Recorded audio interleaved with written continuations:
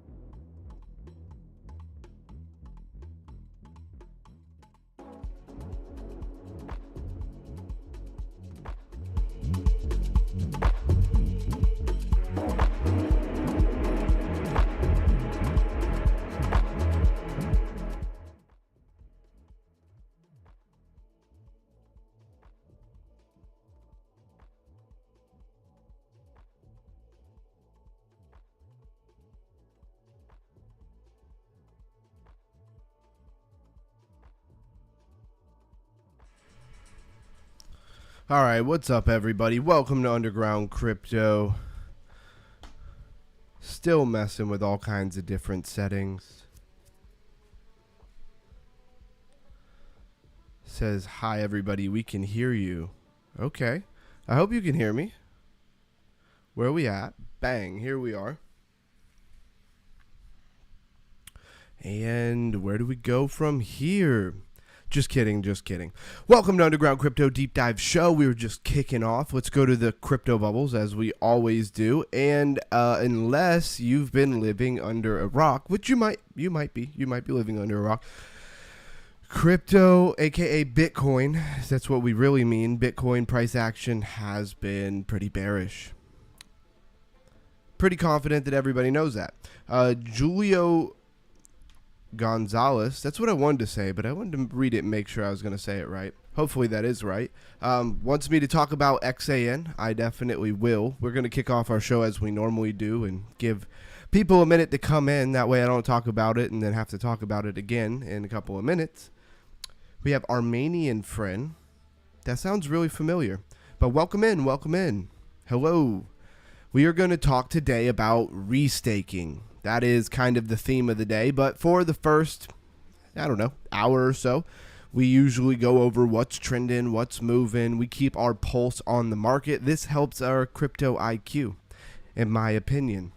That is very much the brand of my channel, is raising people's crypto IQs. So we will pull up our usual numbers.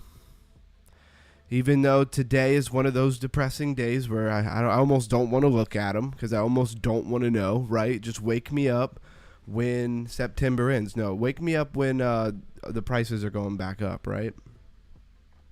Fellow lifer, yeah, I really thought I recognized your name here. Hey, thanks for hopping in.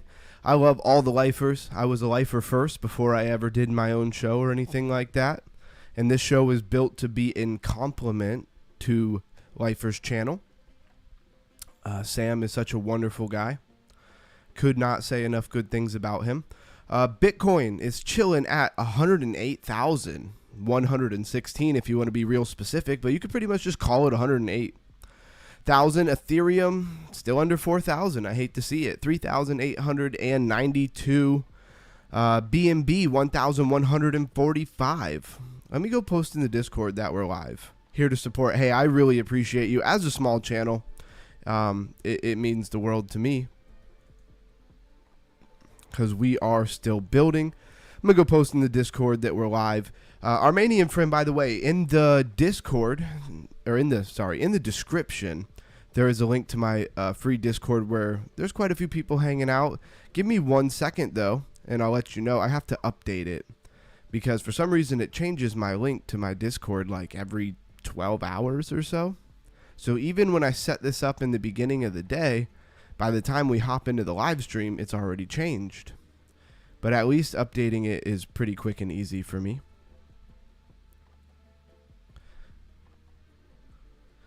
And save. All right. So now it should be updated if you want to hop in there. There's a lot of fun going on in the Discord.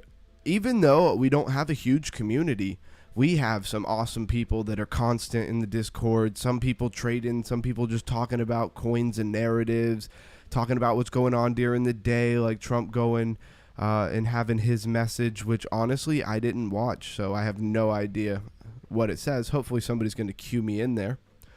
1,144 for BNB. XRP, $2.32. That hurts a little bit. Armenian friend says on it. Awesome. Let's see. What else do we care about? Solana at 184. That's kind of not the greatest, but we'll get into in a minute how we feel about crypto. Let me just get through these numbers, I guess. I keep wanting to side salad into different stuff. Excited for the stream? Well, I'm glad to hear that. 18 cents for Dogecoin. Cardano, 64 cents. Chainlink, $17.42. XLM chilling at 31 cents. Hyperliquid 36.7. SWI $2.51. Avalanche $20.96. It is down 25% in the last 7 days. Crushed like a lot of things. And HBAR at 17 cents. That's kind of as far as I usually go there. And now we want to go look at what is trending. Thank you for joining the Discord. Greatly appreciate it. Hopefully you've already hit subscribe to the channel. That way you'll catch when we go live. We go live at 8 p.m. Monday through Friday. In the weekends usually is 10 p.m., although I won't be live this Saturday. And let's take a look at what's trending. So with gold doing such astronomical numbers, is anybody really surprised to see Pax Gold? I'm surprised there's not more gold-related tokens that are trending right now. So what is it? Co-AI still pumping. Only up 3% today, which is not anything crazy. All right, there's people flowing in. What's up, everybody? Drop a chat if you're new to the channel. We're just kicking off here at 8 o'clock. Zcash still trending. Aster still trending. Hyperliquid, Solana. This XPN network. I'm sure it's deep in, right? I've seen it's trending. We're going to go over it. Tether Gold. There's another gold, right? And it just makes sense for Tether to have a gold like they do a stable coin. To me, that just makes a lot of sense. Kgen. We went over Kgen a lot of times. And it's up 139.8%. One thing that I haven't got to buy yet is WBAI. And it's probably a good thing with everything crashing. It seems like every time I buy stuff, the market decides to crash. So for once, maybe I will buy the dip and not buy a dip.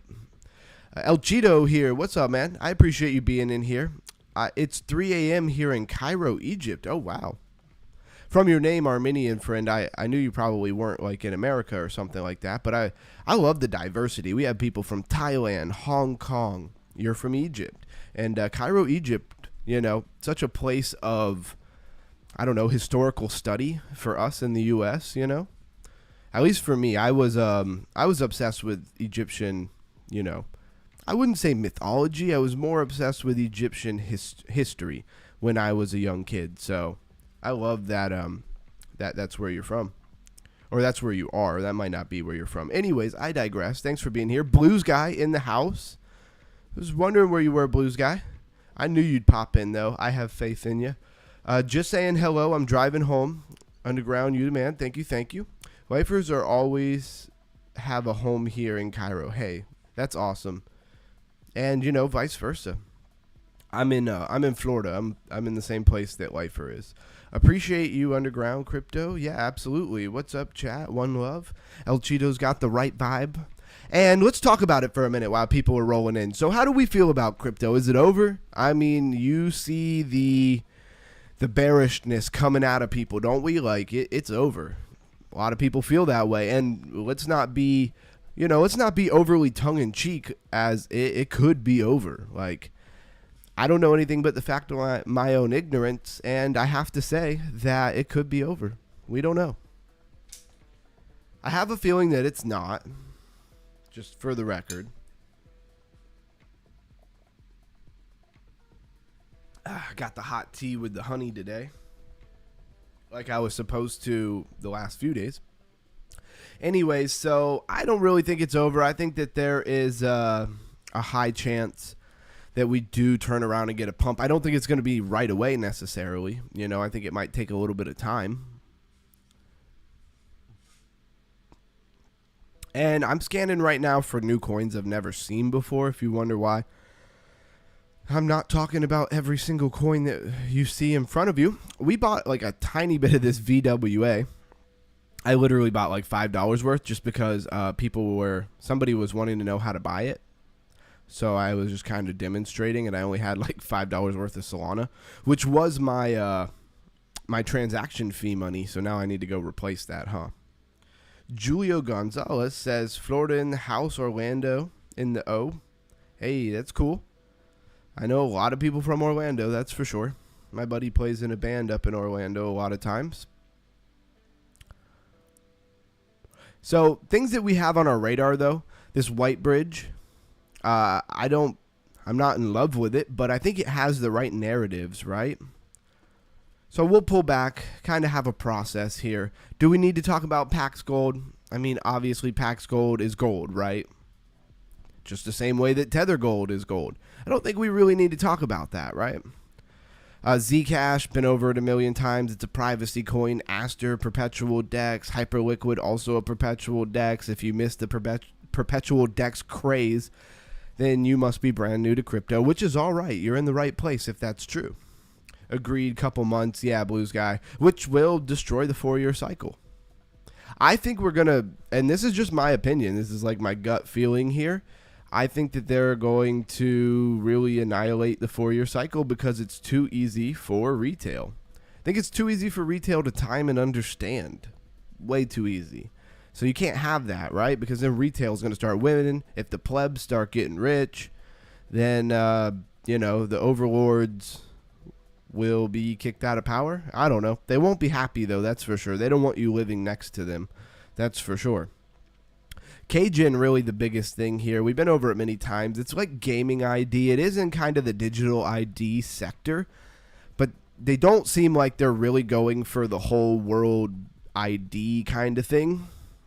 They seem like they're much more about like gaming and bringing gamers in, but you know, that could be like kind of a Trojan horse.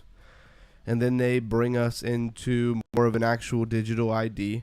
I don't know if anybody saw, I think it was, oh, where was it? Maybe somebody knows what I'm talking about here. I just saw the article today. It was in Vietnam, I believe, that they had digital IDs and they shut down like, I don't know, a lot of like, I want to say 8 million bank accounts because they didn't link their digital ID to their bank account in the allotted amount of time. A lot of things there, to unpack. You know, what rights do you have in Vietnam? I have no idea, for one. For two, are those monetary funds frozen and those people will never get them back? Was it a big heist? Wouldn't put it past them at all. And if you now link it after the fact, will they give you your money back? Don't know. Which is really interesting because I didn't do it on purpose, but this project actually has some Vietnamese voice script. It has some very weird things built into it, like a voice script and stuff. I don't really understand it, but I did like the way it was set up, and I liked, you know, the whole approach to gamer IDs and stuff made a lot of sense.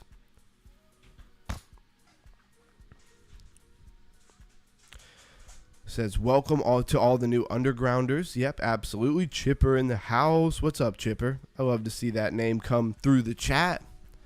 Appreciate you being here. You know, I think it was last Thursday was one of our best streams. So I'm hoping maybe we'll catch that today. But with the state of the market, I wouldn't be surprised if it's a little bit slow.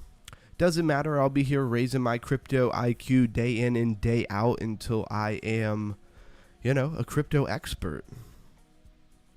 Because I guess at the end of the day, that is something that I kind of long for, is to be so good at crypto that I would be considered an expert.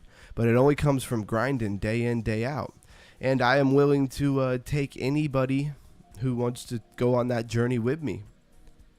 Yes, my sinuses are still inflamed. I feel fine, although I got like no sleep last night, which sucked. I think I drank too much coffee during the stream.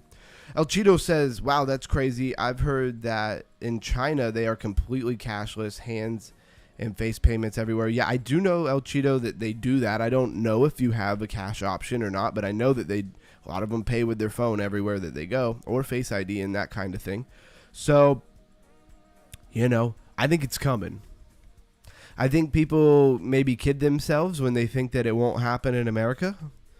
I think we could have different versions of it and stuff like that. Maybe not so intense of a version, but, you know, it's all about who's in power. And a lot of people like who's in power right now in America. If you walk around the streets of America, you talk to Americans. I know there's a lot of people here who aren't American, and I don't know what your opinion is of what Americans think about America. Most people are very pleased with the president. But my point in saying that is more that he won't always be there, right? We don't know who the next person is going to come in. So when we say, oh, you know, Trump, the president's never going to allow us to have digital IDs, that might be true while he's the president. But what happens when he's not the president anymore? Anyways, we're looking at trending coins. It's the beginning of the show. I get into lots of side salads. There's a lot to talk about. Underground crypto deep dive research is very much about raising your crypto IQ, but we're a community. We hang out. We talk about all kinds of things. If there's something you would like to talk about and discuss on the show, drop it in the comments. Crypto Maniac rolling in. All the regulars popping in. Orhan, he's a sleepy guy. He's one sleepy bot. I think it's like, I don't know, what is it, like 3 in the morning for him or 4 in the morning for him right now. So he gets a pass. I don't know how I would do if my favorite streamer, just me assuming I'm his favorite streamer, of course, got to do that. No, but my point is, if I had to get up at 3 a.m. to watch a streamer, I might be a little bit sleepy. I might miss sometimes. Anyways, he'll probably rewatch this and get a kick out of that. Crypto IQ, decode the chain. Conquer the chain. Hey, I like that, El Cheeto. We're still working on catch themes and stuff. I'm gonna make a little pop quiz, crypto IQ pop quiz. It's not really gonna be for the community. It's gonna be more of something I do online to brand and get people to come to the stream, right? So what are your thoughts on Pulse Chain ecosystem? It's a good question, Armenian friend. The bulk, I think I said this the other day. I'm sure that you weren't on that stream, but the bulk of my understanding about Pulse Chain was back when BitBoy had a Pulse Chain podcast, and it wasn't him talking about Pulse Chain. He would bring people on, right? So there's all kinds of big people in the Pulse Chain community, and I got a good education out of it. I don't really know what they've been doing in the last, 8 months, really, since I kind of deep dived and looked at it. But Pulse Chain, Fartknocker says Jito or Polygon, no idea. Polygon hasn't been doing much, but I don't want to get too distracted. So Pulse Chain, I kept my hex and didn't sacrifice for Pulse Chain because when that happened, one, I do not hold a lot of hex. I hold $100 worth, and it's probably not worth that anymore. So I didn't sacrifice for Pulse Chain. I didn't really know what everything was about. I was too entrenched in other things. Anyways, my point being, I don't know a ton about Pulse Chain. I just know some of the basics. I know some of the things that they claim. No idea. They have to capture market share. One thing I think they have going for them is how successful Hex has been price-wise in the past, and maybe a lot of people feel like Pulse is going to pull that off again, and it might. So there's that. I would like to buy some Pulse, I'm not going to lie. Just have a small bag of it in case it does take off, but I haven't been deep in their ecosystem. One thing about Pulse that was true last time I looked at it was the barrier to entry, the Web3, dynamics of buying and getting into it. That could scare off a lot of retail. Like, what they really need is a listing on, optimistically on Coinbase, but that'll probably never happen. But it could, but it probably won't this cycle, whatever a cycle is anymore. So yeah, with that being said, I wish I could give you a lot more opinions on Pulse Chain. Maybe, here, I'm going to write it down. You know what? Since you came to the stream, Armenian friend, let's do a Pulse Chain stream, right? Every day we every day we have a theme. Monday is Mystery Monday, where we catch up from over the weekend. And Friday, tomorrow, is Game 5 Friday. Now check my watch, make sure I'm on the right day. Yeah, no problem. And Armenian friend, we will probably on Tuesday, I'll write Tuesday down. On Tuesday of next week, it's like my first next slot, we will do Pulse Chain. And we will just deep dive it and we'll look at a bunch of different stuff if you're really interested in it. It's something we should do anyways. Anyways, let's hop back on here. What's trending? I see people rolling in. And the whole Fartknocker, the whole Jito or Polygon, I saw you post today in the Discord that somebody was pumping Jito or whatever, and I've heard of Jito a couple of times, but I don't really know what it is. So we will look over it in just a second. And so, just want to quickly go through some of the trending coins that we've been talking about for the last couple of days. Blockchain shortcuts, right? So this is all about building apps. We've talked about this several times. I actually need to change my notes. I do highly encourage people to take notes. I understand that most people don't want to take notes, and that's fine. That's your own prerogative. But the more I take notes, the more I seem to retain and be able to quickly look back and figure stuff out. Like when I'm like, oh, what's that project that you can launch an app on really easily that I wanted to look at? It's INSO, and that's what we're looking at. But I have it written down here for that. Anyways, that's basically what it is, right? It's making it easy for people who are maybe not developers to launch a application. Speaking of software development, no Lindsay Lynn's here tonight. At least I haven't seen her yet. Yes, invested in PDAI, and that's Pulse, I assume a Pulse Chain Bitcoin, small bag. Trying to journal, but it's not that easy. Okay. Well, follow along with us. I guess I could even tell people what I'm writing down, what I find to be interesting. And just a quick question to everybody out there. what is restaking, right? You know what staking is, right? We've talked about staking it in crypto, not just this channel, but everywhere, for a very long time. But what is restaking? How many times can you restake? What is the point of restaking? All good questions that will be answered in time if you stick around. Yep. Blues Guy giving us some facts here. Pulse Chain is a layer 1 blockchain project initiated by Richard Hart, who also created the Hex cryptocurrency. Yeah, exactly. And I probably should say stuff like that. I assume everybody knows that, but it's really hard to know what people know and don't know. Just being honest, you know, some things I take for granted, like the fact that Hex is, you know, created by Richard Hart and Pulse Chain is as well. I assume everybody knows that. But the truth is, there's definitely new people who don't know that. I'm going to run out of drinks way too early in the stream. Whitebridge, WBAI. This coin just looks interesting to me. It's not because I have a lot of faith in, you know, their tech and the what I call the song and dance that they're giving us here, which every project is doing. It's not specific to them. But I will say that they seem to have the right connections here. And even, you know, even the TA doesn't look horrible. There's not much to go off of here, but if you get it, you get it. What was this thing at yesterday? Pretty sure it was at like 8 million in market cap. So you'd be up already. I could see this thing going up into the hundreds of market cap, right? An easy 10x from here. I got to get me like $100 of this. And what is it? Why am I talking about it? Well, we've seen so many BNB things pop.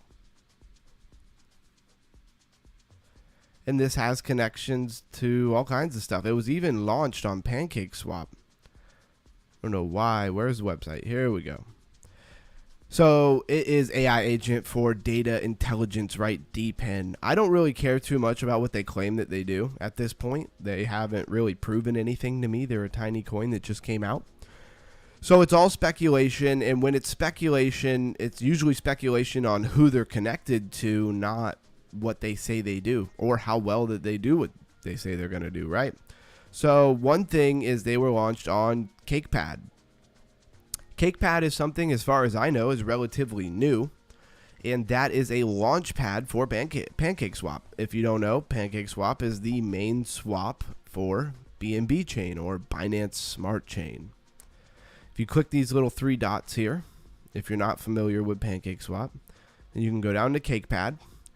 And you can see what all they got going on. And you can see that WBAI was like kind of the, it looks like the last thing that they incubated or that they launched, right? So it's pretty cool that they have partnerships with it. I've always been a big fan of PancakeSwap. You hear Lifer talk a lot about how PancakeSwap is one of the coins that he did really well on because it made a lot of sense. Uniswap did a big pump, and then he saw PancakeSwap and thought, hey, Binance Smart Chain is getting way more traction because it has lower fees back in the time period that he was doing that. And look, it just hit $12 million right now in market cap. I think this thing is about to take off. And I really want some. So I'll probably buy mine on Mexi Global, right? All right. I'm on the stream, so it's hard for me to quickly take the time to do that. Hopefully it doesn't pump while I'm waiting here. So that's Whitebridge. It has connections to PancakeSwap, obviously, in their launch pad, but it also has connections to Binance, YZI Labs, which is a portfolio that used to be called, I think, Binance Portfolio. So that's why I'm here, bro. Yeah.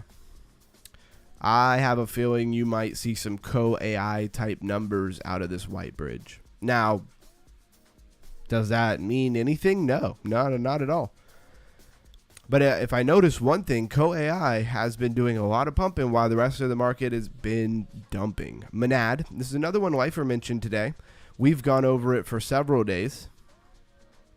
We're down into the smaller coins and the newer coins very often here.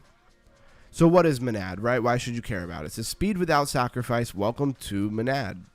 The Monad protocol delivers full EVM, that's Ethereum Virtual Machine, compatibility throughout performance, true decentralization, production-grade security, and exceptional throughput. Say goodbye to the blockchain trilemma forever. Bold, bold claims. We see them come out swinging like this, and then years go by, and they just don't really say anything ever again a lot of times. That it's true.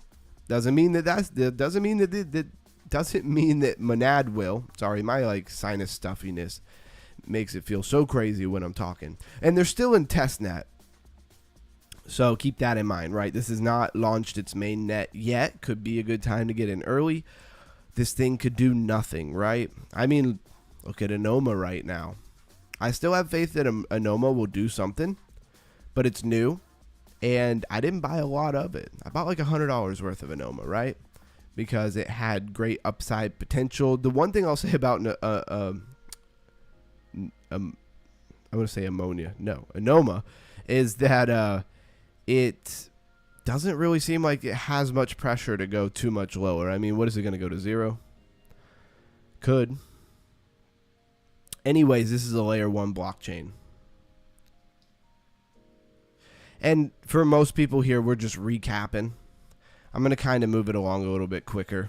I don't want to spend too much time on this. Let's go look at our top gainers, top losers, because a lot of times in the top gainers is where we really find a lot of these coins very early. So XPIN, that's one that's on my radar. It's up 155%.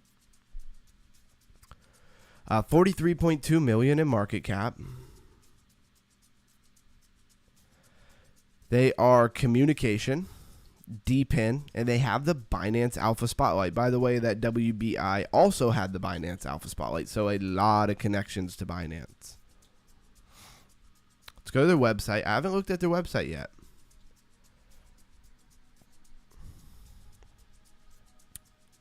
XPIN. Free data plan. It says borderless. Loyalty deposit APR up to 365%. It's 1% for every day of the year. A DNFT ranking. eSIM. Okay, so this is very much in the mobile network kind of thing, right? And this is an eSIM. I think it's a good idea. eSIM is a good market because a lot of people travel, a lot of people need it. Making it decentralized and easy to get would make a lot of sense. So what is a XPIN D NFT? So an XPIN D NFT is a unique digital asset on the XPIN network and a core component of the XPIN ecosystem. It combines DPIN AI PayFi features designed to provide users with long-term rewards and incentives and contributions to the network, right? So basically you hold one of these NFTs, allows you to use the network. That's what I get from it. But where do I go to buy it, right? Surely there's got to be a marketplace. They do have a whole thing about airdrops. One of those highly doubt I'm getting any airdrop things because I have not interacted with this at all. Of course, they have a Telegram. Where's like the marketplace though, right? Like if I want to buy it.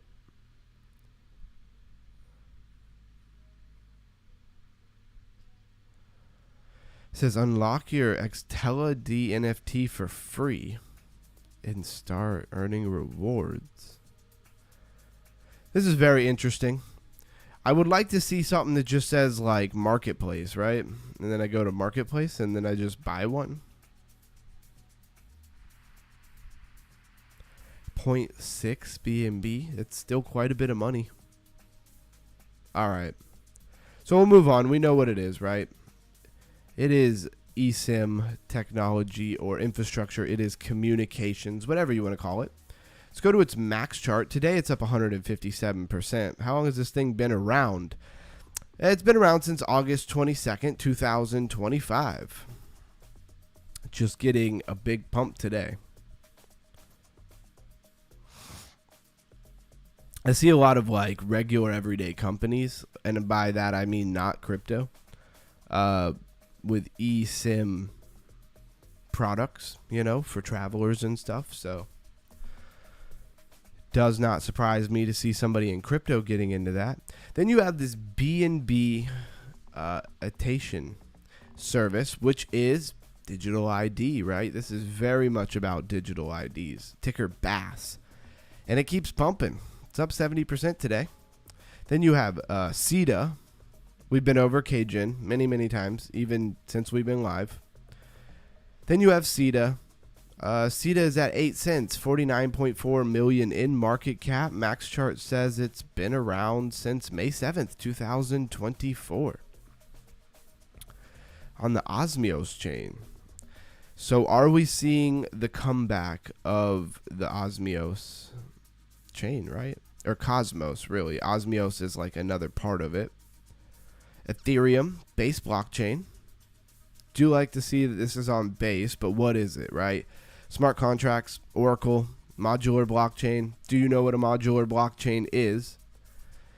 Well, we've been raising our crypto IQ. We had a whole stream dedicated to modular blockchains.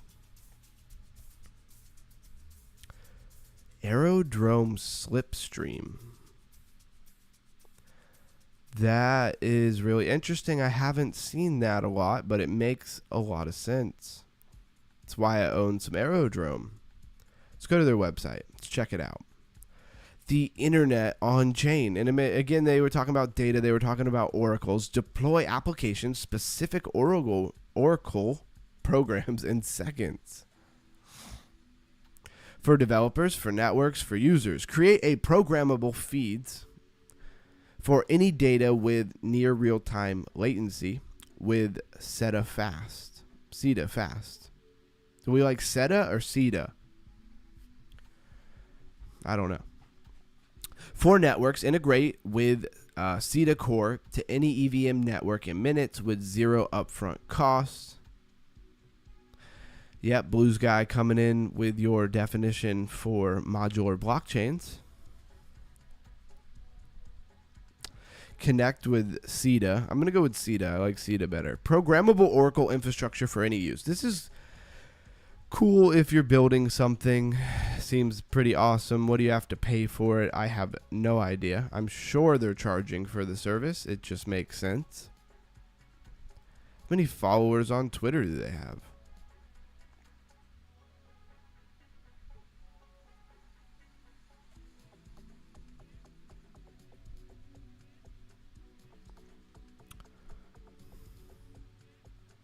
Whoops. All right. Just wanted to see what was going on there. 43,000 followers. October 13th pinned post. 52,000 impressions, so more than they have followers. HIP 3.1, enhancing Oracle flexibility. So in conjunction with Pith Network and also Hyperliquid. Oracles, data oracles, very necessary within many, many, many different ecosystems. Boundless is actually pumping again. Tibber by Virtuals. We've looked at it a few times. It looks so not exciting to me, but it is Ribita. It is that backwards, right? Are we going to see AI agents come back? I don't know. We are seeing a lot more of these, I don't know, Chinese memes, right? Binance Life. We saw that pumping a bunch, and here's another one. Hajime, I guess. Looks like a cat. River. We looked at River before. Can look at it again. Mythos. Unibase. UB. Concordium. The Merlin chain getting a little bit of love. That's cool. Giggles Fun. Quack AI. We looked at that yesterday. Apex we've been going over.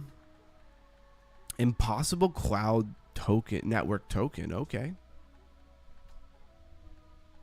Tradora, stable. Haven't seen that pumping in a little bit. Bitlight, still keeping relevancy.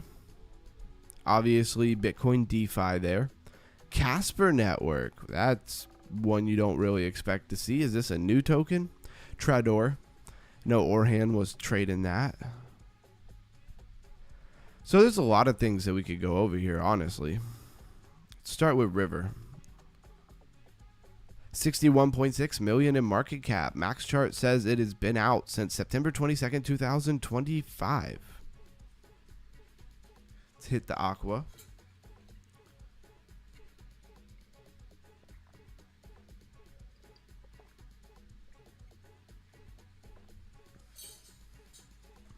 Good stuff. All right.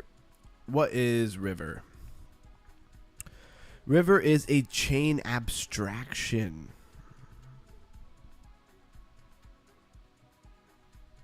Chain abstraction, stablecoin system. What is chain abstraction? What is abstraction? What is account abstraction? All crypto IQ raising thoughts right here. Connect every asset to its opportunity. How River works. Let's do that. How it works. You earn, then you swap, then you stake, and then you mint. And deposit supported assets to mint fresh SATUSD directly on chain. You're on. No bridges required. Use what you've minted to scale your position and cycle back and earn. Very interesting.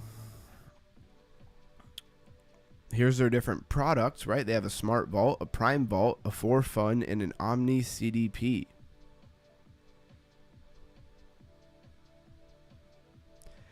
So it says emissions are distributed by an AI agent based on social engagement and community momentum. Lombard, we've been over that. Babylon, been over that. Hemi, we bought some Hemi, or I bought some Hemi. Bitcoin DeFi there. I think that's my only Bitcoin DeFi play right now. And I bought a tiny amount of it, just in case they decide they want to pump that thing, as it is also very much connected to Binance. And let's go right down the list, right? What is Concordium? And give me one moment. I'm going to switch my desk to sitting down because my back is killing me.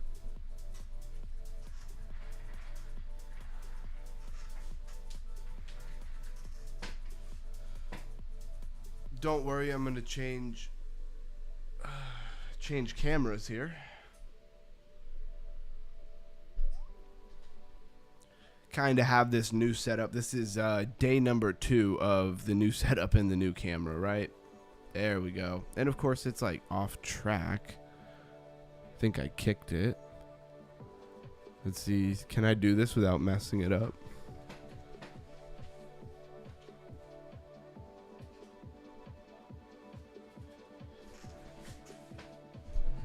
All right, mission success there. This is the new webcam. I think it's better quality. I don't know. But it is nice to be able to sit down when we're doing such long streams here. Concordium is at that 1 cent, high 1 cent, almost 2 cents. Max chart says it's down 83.9%. February 9th, 2022. This thing's been out a while, right? But what is it? What is Concordium? It is a smart contract, layer 1. DID. I'm seeing a lot of these DID, decentralized identifier, digital ID type projects pumping. I'm just noticing there's several of them. Zero knowledge as well. Let's go to their website. Not my favorite narrative in crypto. I think a lot of people would agree, even if you're not like necessarily up in arms about it. It's just not exciting, right? It's not a meme coin. It's not a bunch of hype and great artwork in community. It's not play to, it's not a game. It's not play to earn, play to own. Like, you know what I'm saying? It's not any of those type of things. It's just, you having a digital ID, and how exciting really is that? So smart money starts here. It's good. It's well said, because smart money, if you know what smart money is in, you know, in Concordium to dumb money, smart money would want you to have a digital ID. Concordium is a layer 1 blockchain for trust, privacy, and compliance-ready digital values, right? But who's the one who needs to comply? I think there's a lot of suggestive language here. Beyond blockchain hype, built for real finance, right? So could a digital ID allow you to travel around the world and have access to who you are and all your money and all the things in like a worldwide kind of way? Potentially. Of course, all your conspiracy people are going to say that it's going to keep you from traveling at all. You're going to be stuck in a 15-minute city. There is that narrative as well. So you kind of just have to, I would say, weigh the odds, but at the end of the day, no normal person is probably going to be able to stop them from doing what they want to do, right?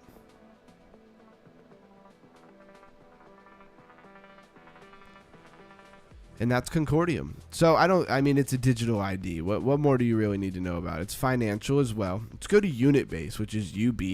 And we're just making sure we know what all of these coins are, right? They're trending, they're top gainers.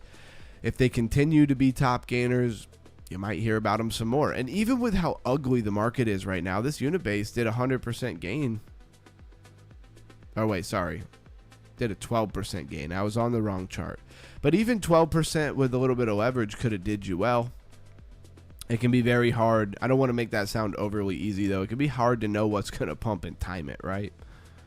So we have a September 12th, 2025. Hasn't been around that long. Under 100 million at 93.2 million in market cap. Let's go take a look at their website and also their tags AI, data availability, AI framework, and Binance Alpha Spotlight. The first decentralized memory layer for AI agents, Unibase, is a high-frequency performance decentralized AI memory layer designed to solve the challenges long-term memory storage and cross-platform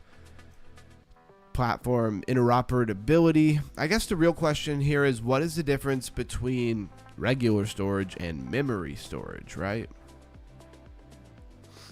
We are up to date on the chat. Empower your agent with sovereignty, interoperability, and self-evolution capabilities. I feel like this project had a different name the last time that I went over it. It looks like the same website, but it seems like the project has a different name. Or there's just two projects that are very similar, right? So on-chain identity, there you go, with the whole another project very much linked to DID. Decentralized memory and multi-agent interoperability. I don't know. If we see digital ID tokens pump, do you really think that's regular everyday people and their money and their interest? Don't think so. Did the quote-unquote elitists just pick that narrative out of a hat? I don't know. Mythos chilling at 5 cents. Max chart survey says 31st of October 2022. This thing's been around a while. It's been very flat. It's done next to nothing. It is down 95%, which is most of it, right? That's most of the percentages. Almost actually 96. $40.4 million in market cap. Ethereum, Base, and Avalanche. Yeah, El Cheeto says, nah, the billionaires and trillionaires. Yeah, you're picking up what I'm putting down there. Exactly. And it is GameFi. This Mythos is GameFi. NFTs, gaming blockchain. I have the AI16Z portfolio and YZI Labs, previously Binance Labs portfolio. And it does have the made in US ticker, which is kind of interesting. The future of Web3 gaming. So ensuring true digital ownership of game assets and secure transactions with Mythos token on the Polkadot network. Polkadot network. Put a 333 in the chat if you're not using or excited, or if you don't care at all about the Polkadot network. And you can put a 111 if you are just super bullish on the Polkadot network. So the Mythos Foundation, along with the Mythos blockchain ecosystem DAO, has been established to simply standardize and democratize, right, Web3 gaming. Utility token for GameFi and SocialFi. Mythos DAO governance and Mythos chain. A little confused at why anybody would care about this project. Feels like they built it on, I don't know. If this thing had a shot, I feel like they built it on the wrong network. That's for sure. Myth is an interoperable native token, utility token used for these decentralized efforts, and provides opportunity to anyone to participate and contribute with the ecosystem, adding governance and value to game developers, publishers, and content creators. Okay. Okay, I was like, are they going to tell us what these percentages mean? I don't care about this project at all, I'm going to be honest. And that'll probably be the one that pumps because I think it looks like garbage. I am not a fan of Polkadot.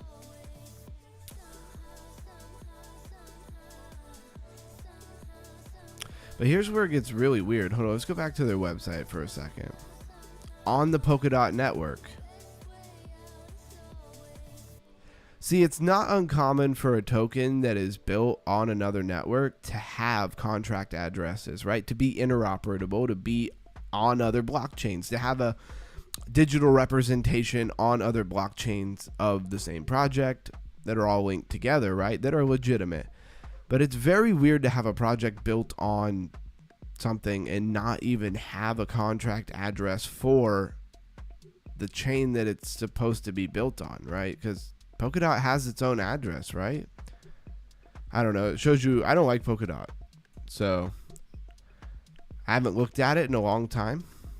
And by a long time on this channel, it was like probably a month ago. Yeah, Polkadot doesn't even have its own. Is Polkadot a layer 2? It's a layer 0. Okay, we did a whole stream on layer 0s. That does make sense. We are deep diving and learning live here. And sometimes you've been over a project many times, but new questions come up, right? And new things to look at. Yeah, Polkadot reminds me of 2018. Exactly, El Cheeto. I couldn't agree more. And what have they done recently? Like, yeah, Polkadot is attributed to coining the term Web3, but if anything, that just kind of tells you how early they were, right? They were very early.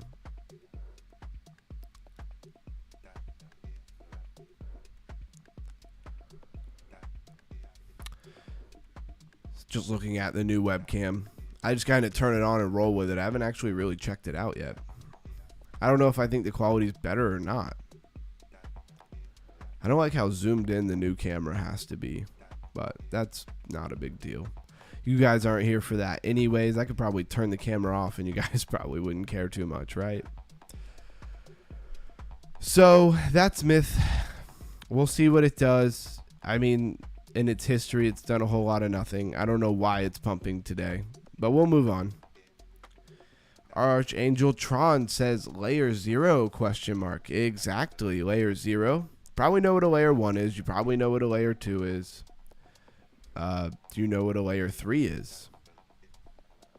Layer 0 is like, okay, so you have a layer 1. Layer 1 is Ethereum. It's Bitcoin. It's Solana.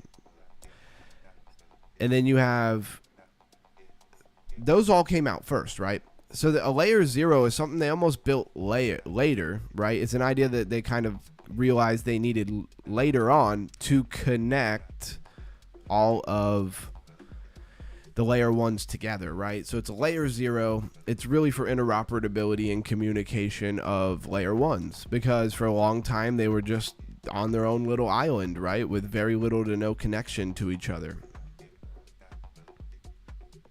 Blues Guy says, I care. Hey, I appreciate you, bro. I appreciate you. Merlin Chain. What is Merlin Chain? I just like Merlin Chain because one of the projects that I'm pretty bullish on. And by bullish, I mean it's kind of fun to play. You know, I like that they're building something in like a free world kind of atmosphere. But I don't know that the mainstream will ever care much. So Blues Guy says, hey, quick thought. Since we have many followers from Asia, do you think starting later is doable? You're killing it underground. Camera looks good. Good quality. Good content. Thank you very much, Elgito. How much later would you want to start, Blues Guy? You know, because we already run a lot of times pretty late. So if we do 3.5 hour stream and we start later, it's going to be like 1 o'clock in the morning where I am. And I try to get up at like 6:45 in the morning to start the day. Got to hit that cardio earlier in the morning. So I don't know. I'll think about it. If it means that we're going to get more people, but we have people everywhere, right? We have just as many people from Asia as we have everywhere else. Said the camera quality, amazing. Thank you. Thank you. Thanks, bro. Who needs ChatGPT when you have underground crypto, right?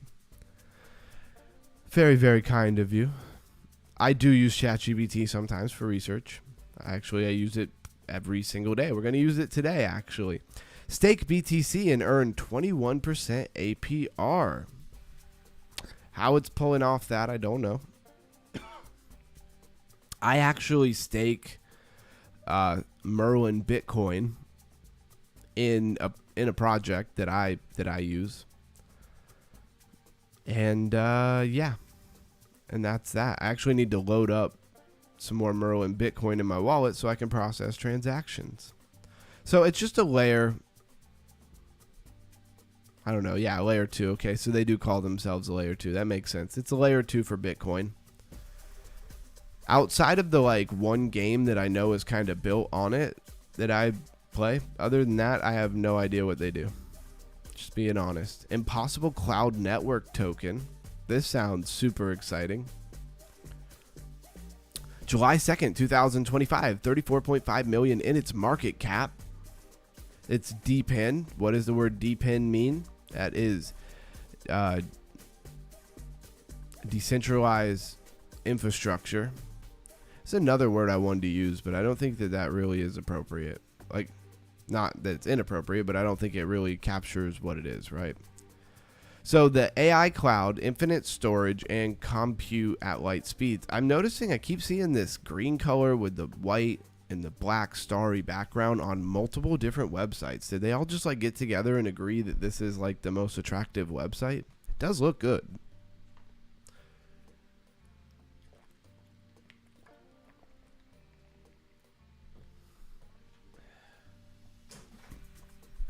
This fan in here is kicking, but I can't live without it. Makes me drink so many bottles of water. Okay, the decentralized cloud powering next-gen AI and Web3. Already delivering 7 million plus in APR to 100,000 plus enterprise clients, powering 80 PD plus of active storage and backed by top-tier VCs at a 470 million fully diluted value. They're not talking about small money here, right? But then it only has 34.5 million in its market cap. So that's interesting. Mainnet is live. Maybe that's why this thing is pumping. More than just a white paper, live and proven. Real clients, real revenue, real infrastructure. I like stuff like that. When you can understand how the money comes into the project, that's one thing. If you can understand how the money comes into the market cap, no, that's a much better thing. I do understand that not every dollar that a company makes is going to go into its market cap, but I see a lot of projects that I'm sure are making money and they don't put like any of it in the market cap that I know of. So I don't know. I feel like that's maybe they use most of the money to pay people for the APR versus actually raising the price of their project. That's a thought. All right. Trade Intuition stopping in. Thank you, sir. And what else is new here? We've looked at a lot of these. Quack AI. Let's take a look at that. And it is at 2 cents, 2.5 cents, basically. Quack AI. It has AI in the name, so that's a telltale sign there. AI application, Binance Alpha Spotlight.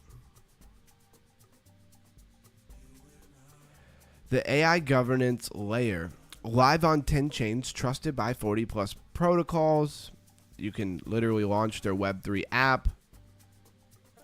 I do love to see when you go to a website, it could be AI, it could be anything, and then they have like a launch app, and you launch the app, and then it takes you to like a Web3 version. Because if we're real crypto projects here and you don't have a Web3 version of your whatever company, product, mostly product, then it gets a little bit questionable, right? Are you ever going to build anything? They have a Quackopedia, which is a chatbot very similar to ChatGPT, and they have some airdrop claims if you for some reason were messing around with this already. I was not, other than I've been to their website now about 4 times. And yeah, they're AI. Not a whole lot more to know here. AI applications is very much the niche that they're in. Binance Alpha Spotlight. What isn't Binance Alpha Spotlight at this point? Does it even matter if something is Binance Alpha Spotlight? I don't know. Someone was saying that with Binance Alpha Spotlight, though, if you don't get in there and claim those coins as soon as they drop the free airdrops, you won't get any.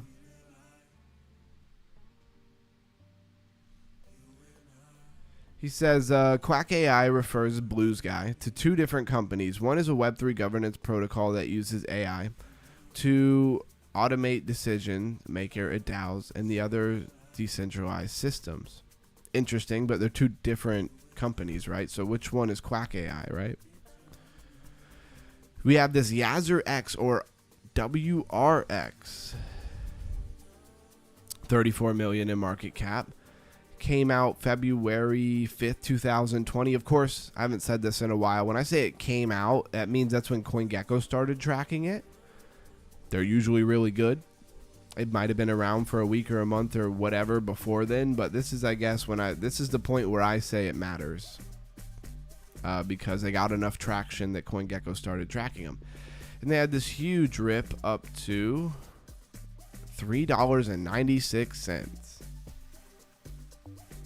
And they have absolutely crashed because they're only at 7 cents. And there were bear markets. There were all kinds of things, right? They've been around since 2020. Why are they getting attention now? No idea. Exchange-based token, centralized exchange token. Okay, Binance Launchpad. So this is its own exchange. Right, we looked at this the other day. So this is an exchange that is mostly servicing India. I know things are really weird in India as far as what exchanges can buy and sell crypto and all of that stuff, right? For whatever reason, they've been operating there for a while, and they have the go-ahead. Nosana. What is Nosana? Probably a project you've heard about before, 41.6 million. Or maybe I've just heard about it because I'm always deep diving projects. January 16, 2022. Again, 41.6 million, so very small to me. Why do I feel like I own some Nosana somewhere? I think I do. It's probably not a good thing. Yeah, if I bought it a while ago, it's absolutely crashed. I don't know. I can't remember if I did buy some of this or not. Affordable GPU rental for AI inference at scale. So AI inference, and then, of course, at scale. Nosana is your go-to GPU marketplace for AI inference.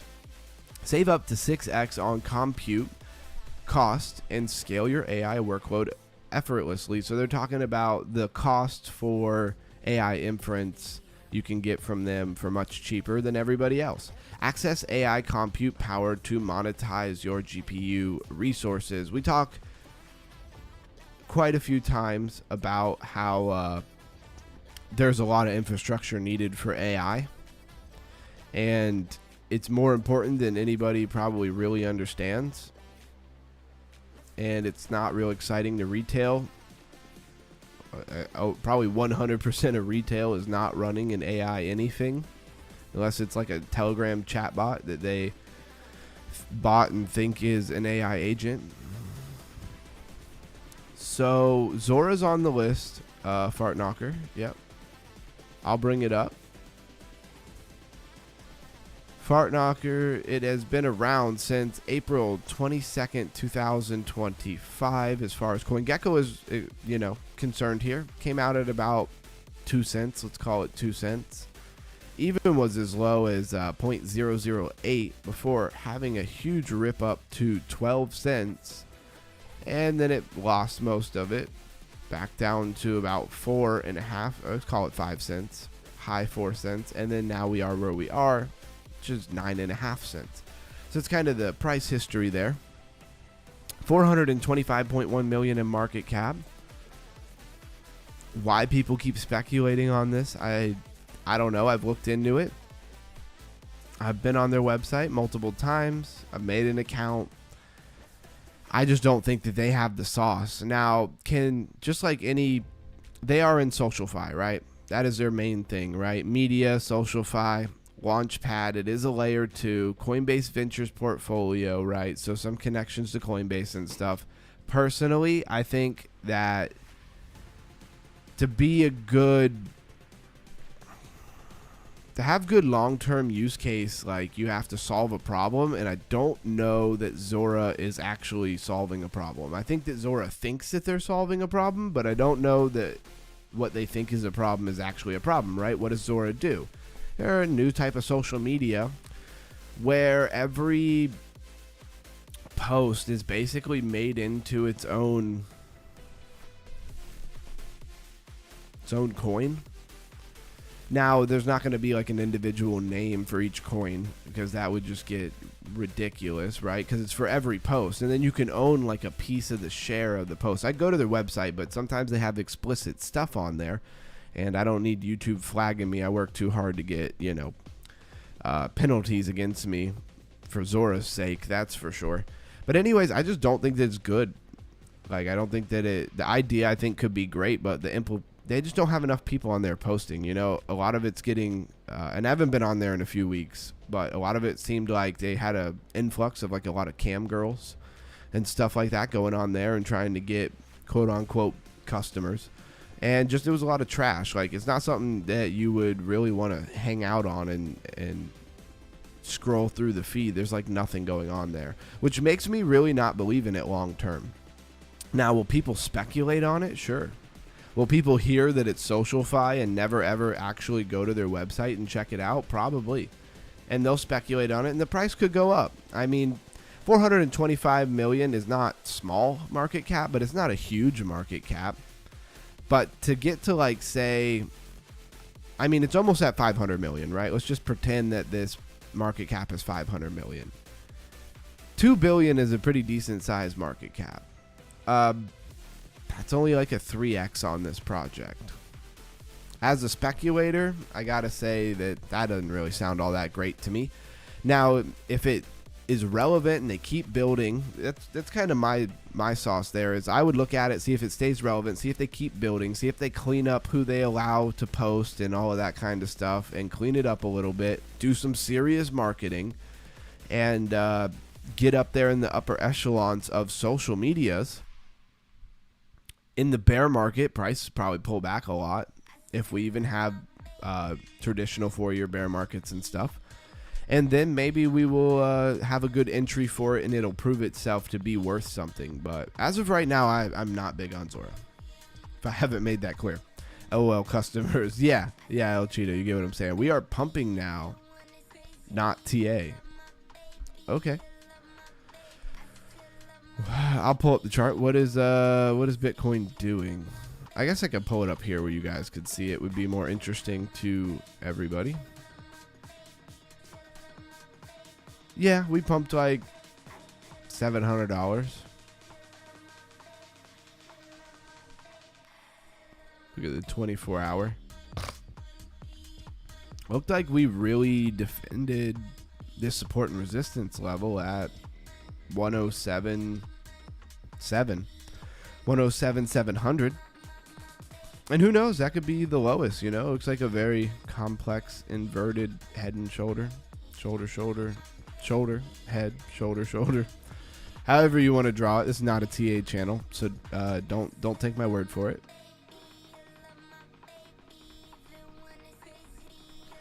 Fartknocker says, do you think the bear market started today? Actually, Fartknocker, I'm going to say no. I don't believe that it has. But I also know nothing but the fact of my own ignorance, right? So do with that what you want, I guess. You know, I don't think it's over. I think that they love to just suck the hope out of crypto, right? And I've talked about this at great length many times. Like, if everybody, and by everybody, I mean all the people invested in crypto, right? Which is a very small amount of the population, but it grows daily. People who believe that this is a way for them to get rich, easy. A lot of people think it's easy. It's not easy. But either way, it's like if all of us ride up to the top, right, with all the institutions and all the whales, who are they going to sell all their crypto to at the top of the market? We're all going to be trying to sell. We're not going to be trying to buy. So the more people they can shake out so that they can come back at the top of the market and buy the top of the market, well, there you go. You're their exit liquidity. You can't have the exit liquidity trying to also look for exit liquidity all at the same time, right? It doesn't make any sense.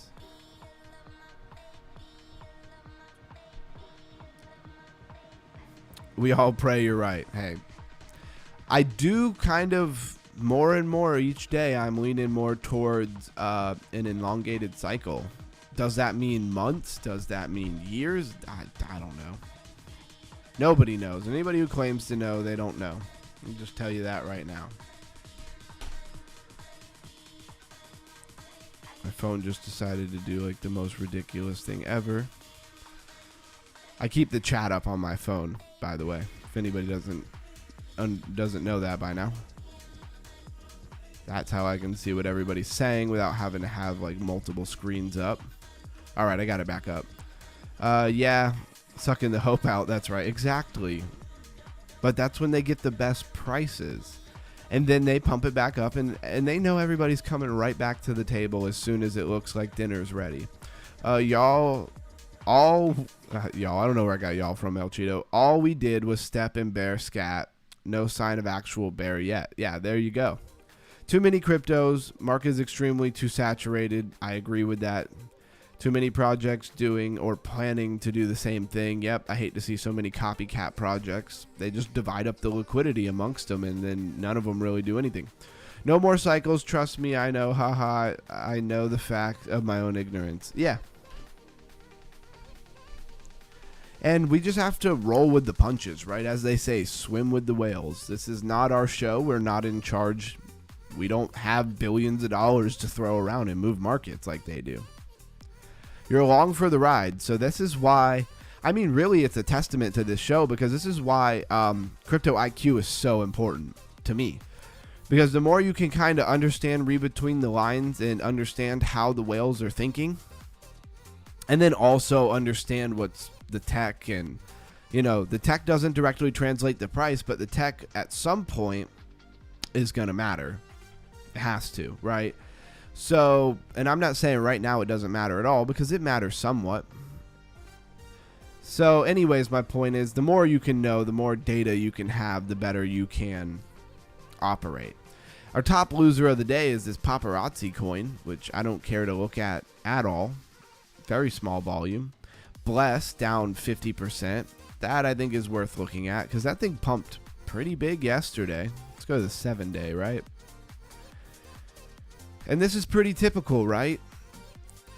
And again, to like a beginner, this price action here would terrify them, right? They saw this thing bless, run up. They don't know anything about crypto. They come in. Maybe they bought here at 15 cents. Still very late. Maybe they bought here at 21 cents. Maybe they didn't, you know, they saw that top out there and they bought in here at 18 cents. They thought it was good and it started pumping.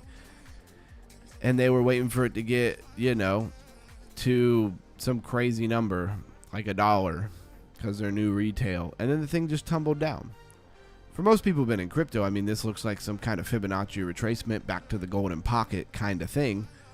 Not that I would be buying this coin in that manner, but anyways, you get my point. Smarter money, this wouldn't terrify you. A new person, this would terrify you. Why I felt like explaining that, I have no idea. $180.6 million in market cap. And yeah, there you go. That's what it's doing. This is the Blessed token. It was up a lot the other day, ran all the way to 21 cents.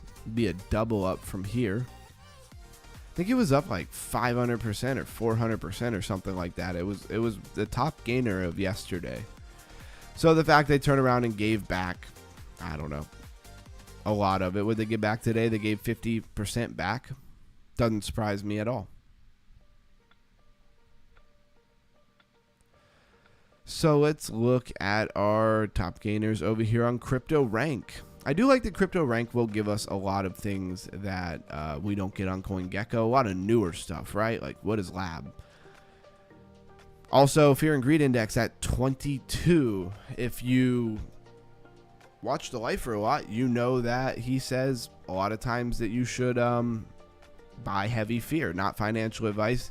He says he buys Heavy Fear. And I think that could be a really good idea as well. Let's see what we got. Fartnarker says the best pumps are when everyone believes the bull market is over. Absolutely.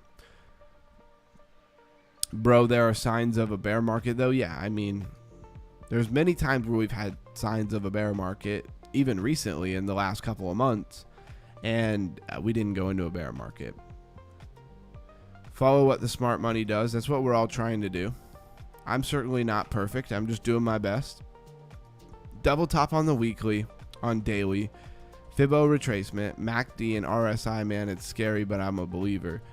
Yeah, and when you have the ability to hold and just continue to hold, would it suck? Yeah, but I'm not worried about it. Why do some coins, Blessed for example, pump so hard so fast? That is a great question. That is an awesome question. Let's see. Who are they affiliated with down here? Does it say Binance Alpha Spotlight? Not that that means they're really directly affiliated with Binance. The real question is, who knows? If you knew the answer to that, you'd be catching all these pumps. You'd be getting in and out of them. Perfect. Does look like they're very much affiliated with Binance, right? Binance Alpha. Trading competition, they're included in that. Why, Bless, a supercomputer project for AI infrastructure. Why would they be included in this, right? Like, probably promotional, right? Why would they be chosen for this unless they were already somehow chosen coins for Binance? And like Stable. Why would Stable be a part of this? And whatever AOP is.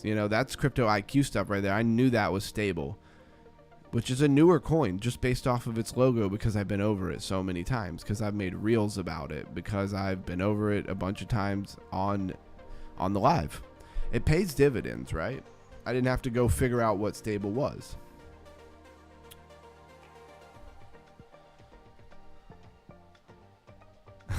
Blues guy says I heated the crack. Okay. All right. Well, stop there. Stop there. Don't do anything else with that crack.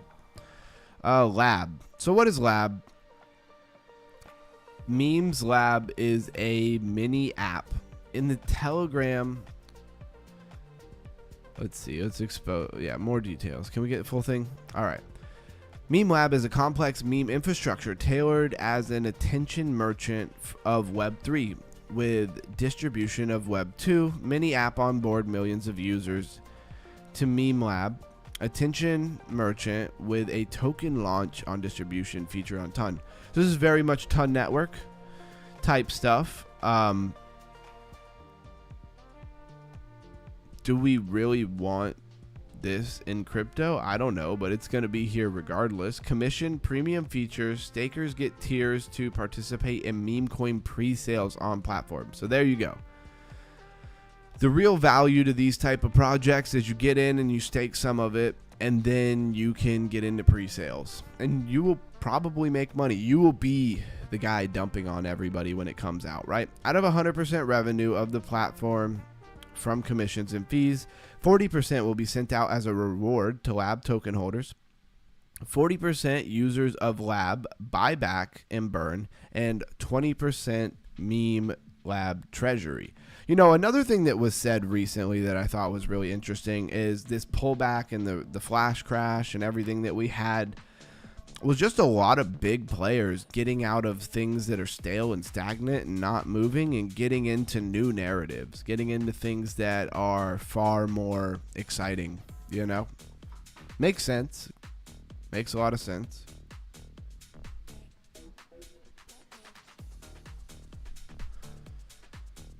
Question, why do some coins like a pump? Okay, and then he has the answer to his own question. The market cap is extremely small. It doesn't take a lot of money to move up or down. Understanding market cap and order books is vital. Yeah, we talk about tokenomics all the time here. Influencers buy, then talk about it. Their community buys, pumping their coin. Yeah, exactly. Sorry, I might have assumed that part was a little more obvious.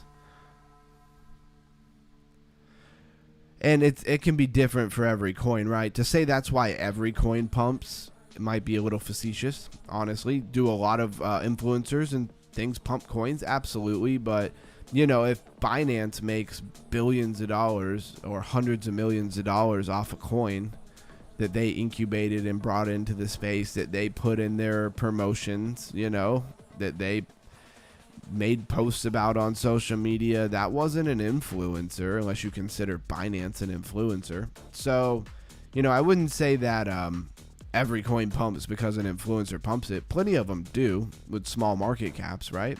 I don't think that's why Bless pumped. Who were the influencers who were pumping Bless?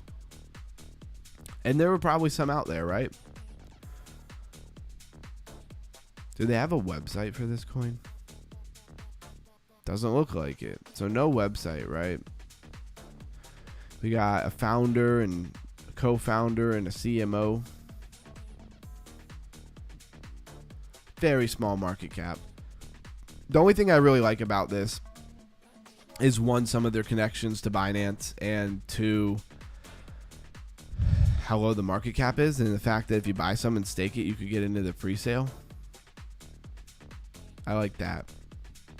Otherwise, I don't know. I don't know that it's going to ever do anything. There are quite a few projects doing the same idea. They're not the only one doing that. Macro hard. Oh, it's a meme? For a meme, it looks kind of boring. For a project, it looks pretty interesting.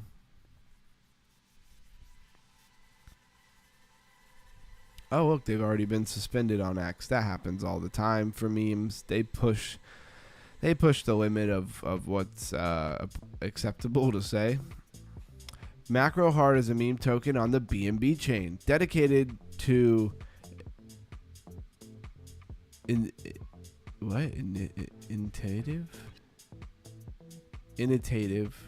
dedicated initiative. Oh, okay. Sorry, I don't know why I was stuttering on that word. By Elon Musk, where simulated digital humans collaborated to create a test software. This is weird. Parodying a direct rivalry with Microsoft through exaggerated tech distribution. Okay, and ironically, AI hope. Sorry, I was trying to really break it down and process it while I was reading it. The thing is, if it's doing what it's saying, I don't know why it would be a meme coin, but it is registered as a meme coin, which doesn't make me think it's going to do a whole lot. In actual tech, now the price might go up a lot. It's only at a $5 million market cap. It's pretty small. ATLA network. What is this? 45.8 million. I do like to see projects with a little bit more market cap than like 5 or 6 million. Oh man, this thing has just been just been pumping. Let me write this down.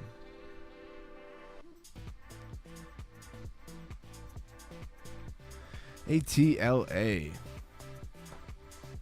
This thing has just been pumping. What is it? Let's find out. Super Risky doesn't want to let me go to their website, so I guess we'll go to the Twitter instead. I don't think it's risky to go to their X account.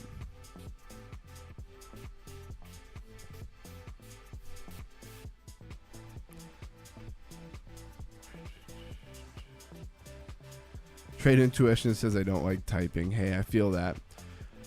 Blues Guy says, I don't know if you realize it, Underground. You truly are smart, man, and so knowledgeable and passionate. Well, thank you very much, man. I appreciate that. I think seeing your passion is what I enjoy the most. Kudos. Your channel is growing by the second. Appreciate that, man. Appreciate you being so supportive. Lots of degens making nice money buying all this very low market cap coins. High risk, high reward. I played the game last season, not played this season, playing it safe. Yeah, Trade Intuition, it's so easy to look at. It's so easy to look at all the coins and then look at the ones that pump with, you know, hindsight 2020 and think, oh, I could have made so much money. But you're not factoring in how many tokens did nothing. They were in the same place, maybe had similar connections, had great narratives about them, and they didn't do anything. And you're really just looking, when you go to like top gainers, you're really just looking at the ones that did do something. So you can catch some, but as a strategy in crypto to just keep throwing money at them, unless you have a lot of capital, probably not going to pan out for you. And then just because you get in one and it pumps, do you know when to sell it? Like you can't take 100x gains on your money if it 10x and you sell it. But with that being said, you can just as easily get a 10x on your money and think it's going to do 100x and it go back down lower than where you bought it. It just happened to us just the other day. I bought $5 worth of Binanceans because it was in the MEXC alpha, just because I had like 5 random USDT chilling. So I was like, oh, I'll buy something in the alpha because I keep seeing all these different alphas. And I don't know, it's called Binanceans. Binance was pumping this before the big dump, and Binance continued to pump. Thought it might be a good play, and it did. My $5 went to like $35 or $32 or something, right? Several X's, and I was like, all right, good. This thing is starting to pump. And then in less than 12 hours, it was like back to where I bought it. And I think it is never pumped really again. We could pull it up, but I don't think it's really pumped again. So my point is timing and knowing, like, if you catch 1,000x on something, you're basically buying stuff and just not selling and just holding, right? Says, I finally listened to the Lifer about small gains and risk management. No more aping in like a wacko. Yeah, El Cheeto, it'll hurt you. It'll definitely get your feelings hurt. That's something I've found out for sure. Trade, same here. I dislike typing very much. Voice to text, guys. Voice to text is the win here. Oh, he says FW. So funny. For the win. It also can mean F the world. So when you see it tattooed on people, it doesn't normally mean for the win. All right. Let me fix something to do with my camera here that I don't like. There we go. I don't like how I'm floating a little bit. I'm trying to decide if I like this camera, man.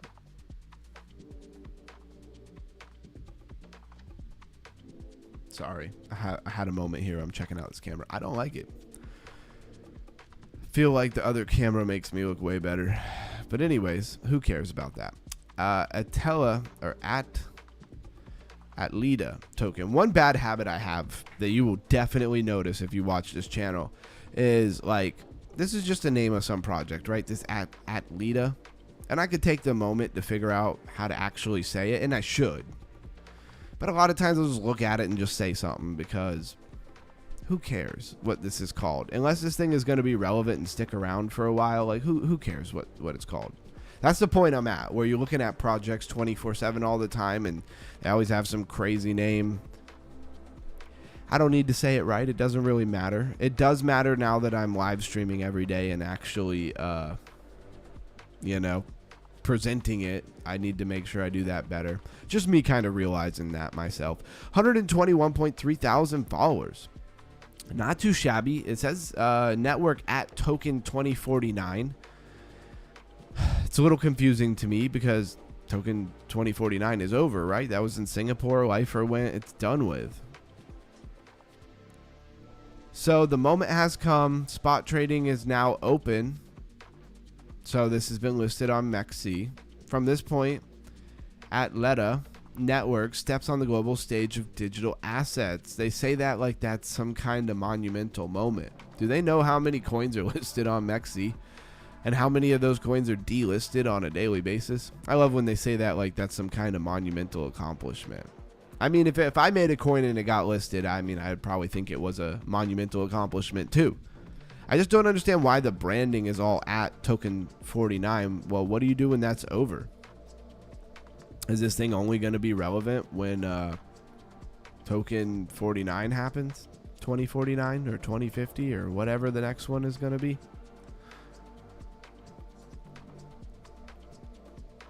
Like, what is the angle here, right?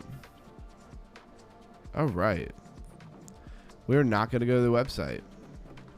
Because my security really doesn't want me to do that. Switchboard.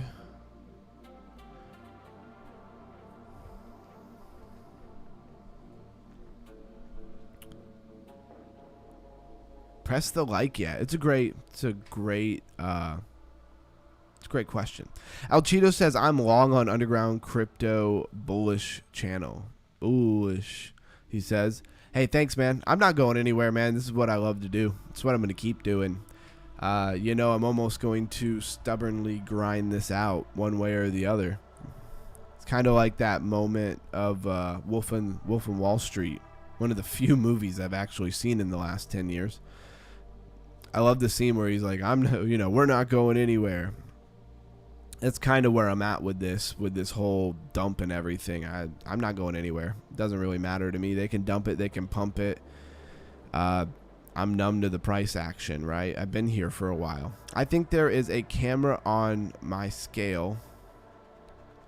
You know how they say the camera adds weight. I think there are a few cameras on my scale. Yeah, right. And it's funny that you say that because it's one thing that from the other camera to this camera, I definitely feel like it makes me look bigger. Not that I really care about that. I'm not a female, but yeah, it definitely looks way different than my other camera. Matter of fact, with that being said, I think I'm going to go ahead and stand up. So we'll switch back to our other camera.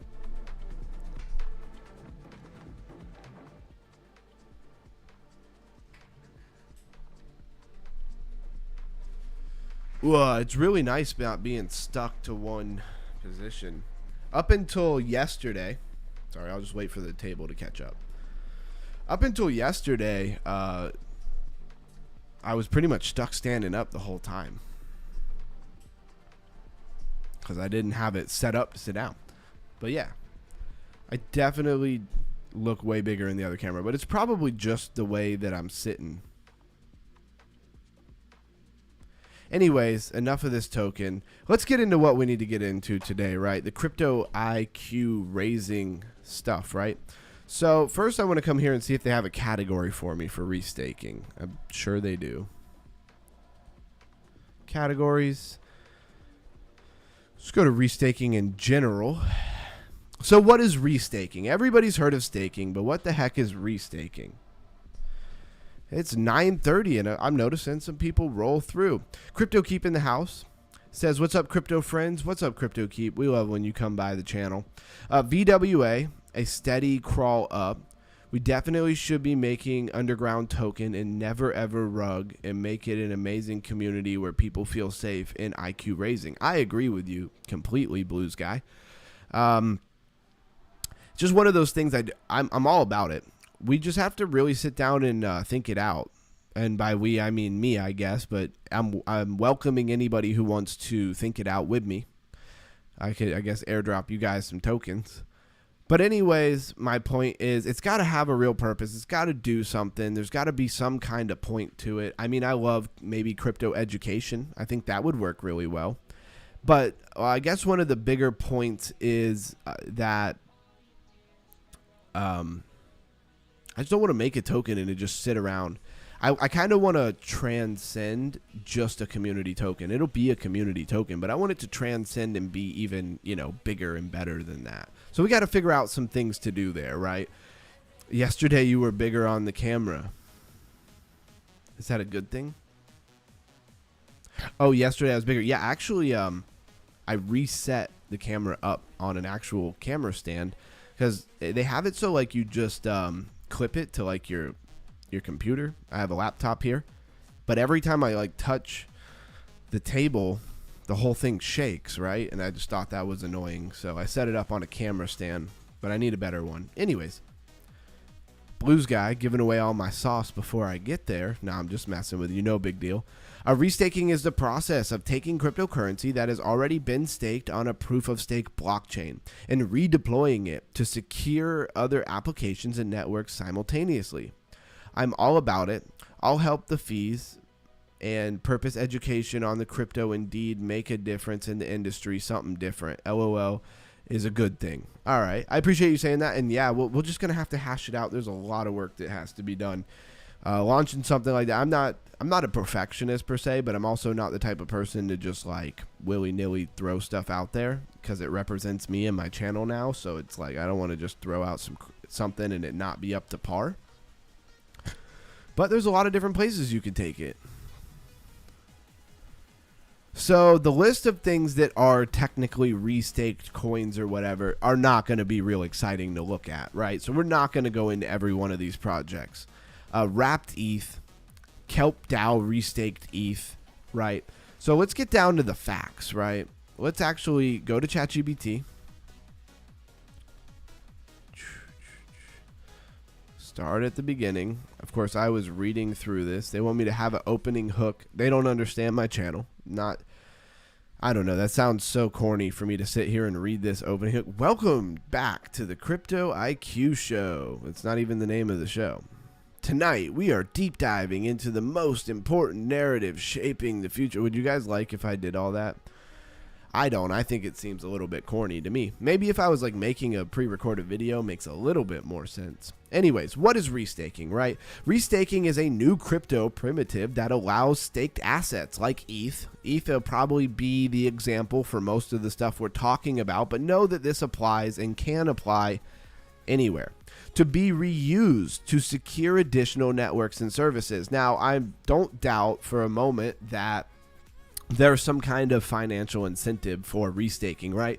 Because if I stake my ETH and then you want me to restake my ETH, which aka is more management for me and also more time and effort and things for me to figure out, right? There's risk if I mess it up. And that helps somebody have additional networks or services secured. So it's about security, but you don't offer me any financial reward. I won't be doing it, right? People won't care and they won't do it. They don't care that you need security. They want something out of it. That's what makes the world turn. Instead of staking once and being done, restaking lets validators earn more utility and more rewards using the same stake. Think of it as recycling security. I think this is one of the biggest IQ takeaways from this is all about security, right? Yes, you are going to get more financial reward for restaking your ETH, but why do they even care to have you get a reward, right? Why do they want to give you a reward for your ETH? Well, it's about security. Using one protocol of staked assets to secure multiple parts of the blockchain ecosystem. This is cool if you're staking ETH and you want to earn even more. What are the risks? Hopefully they're going to get into some of these risks. So do you remember this EigenLayer? It's a project we talked about many times. It's where I first started hearing a lot about restaking, right? Trade Intuition says, okay, everyone, gotta go. Been here for a while. Like button smash. Gonna go support others. Love helping with watch time and hours, engagement. Keep up the hard work. Thank you, Trade Intuition. I love what you do. Thanks for being here. we appreciate you, and kudos for going to all the other people and supporting them too. I think that's amazing. Blues guy saying something in French. I think it means goodbye. I don't know. All I know is the fact of my own ignorance, right? People want to feel safe in crypto. I think it's a great idea. Do it. Well, the first time, bro. Yes, indeed. Yeah. And, you know, here's another thing. We could have the best intentions and we could do the best that we can. People can come in with large money and really mess stuff up. And who gets blamed for it at the end of the day? It's going to be me. So we got to think it through, maybe try to put some control mechanisms together. And people going to hate. They'll hate the community when they see it. It'll bring a lot of attention, honestly. But at the same time as well, if I make any money off of it, oh my goodness, I will become the devil to most people. I will created a coin and made it just so I could make myself money. So we have to take all those things into corporation. You're never going to please everybody, though. A Crypto Keep says that's French. Yep. That much I recognize. Yes, indeed. Yes, indeed. Okay, so what is EigenLayer, right?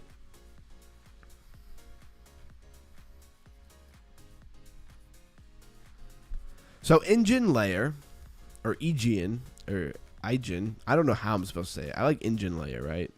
Eigen. It's definitely not Eigen. Why am I saying that?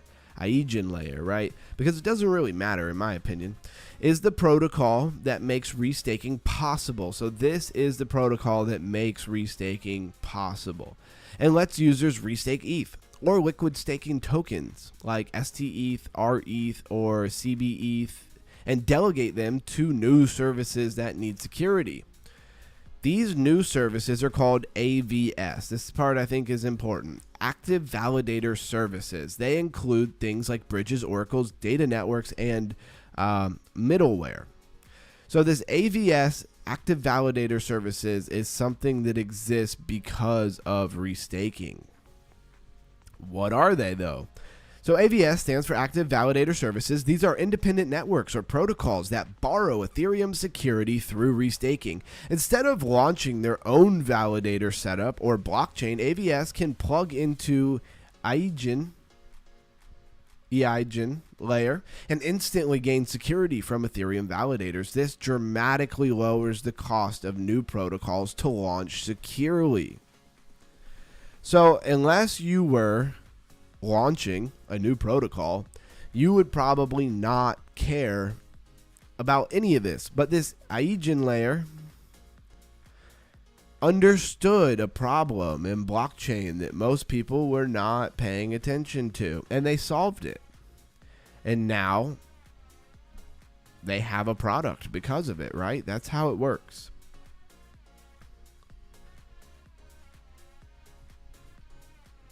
So why restaking matters, right? Restaking introduces shared security, a major step forward in blockchain coordination.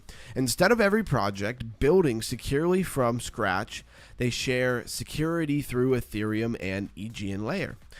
This enables faster innovation, reduces fragmentation, and strengthens the Ethereum ecosystem as a whole. So what are the benefits before maybe we get into some of the not benefits, the risks? So capital efficiency, earn more from already staked ETH. I think that one is pretty obvious. I think that that's probably the most big and important one, right? What else we got? Shared security, AVS, are protected by Ethereum validator networks, right?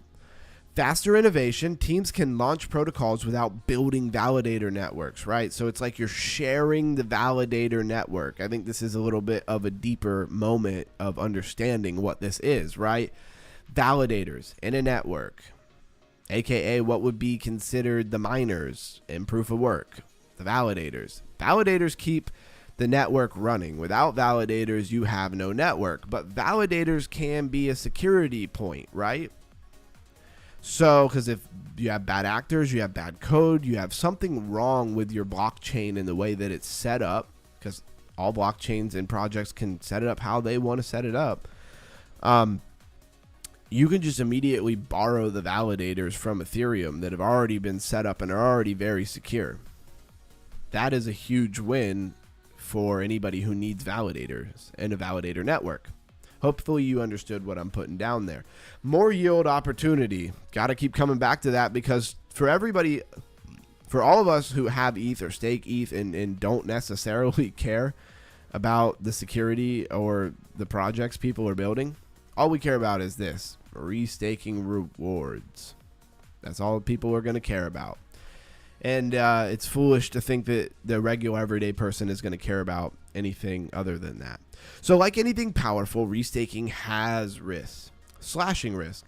If an AVS misbehaves, validators can get slashed. Complexity risk. Stacking multiple layers of security increases systematic risk, right?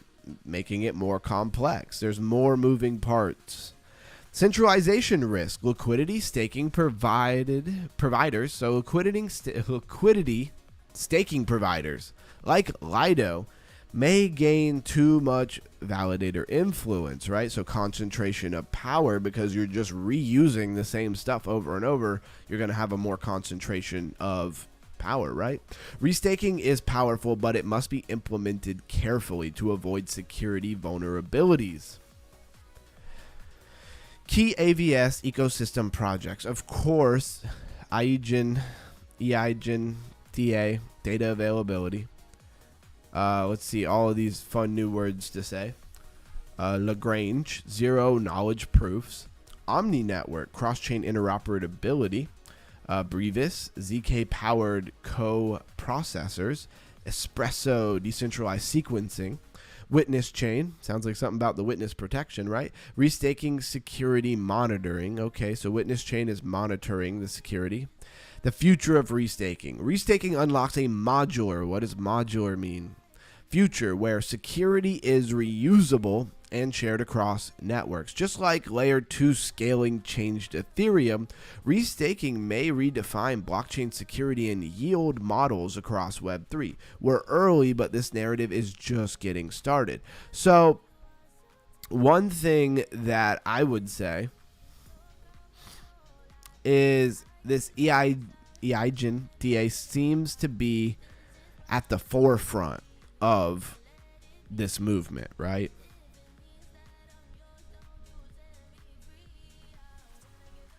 Come on. Let me copy and paste it because I'm too lazy to just go type it in. I mean, I'm too efficient. That's what I really meant.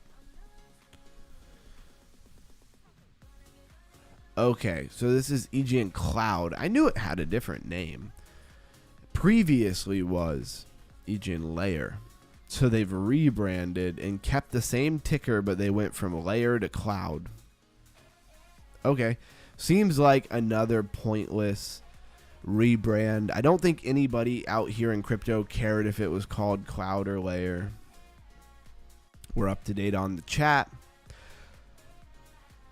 So $461.1 million in market cap. Now, they will probably get a competitor at some point or a copycat project. Here, let's bring this back up for restaking. I just kind of want to hash a few things out that I'm thinking about.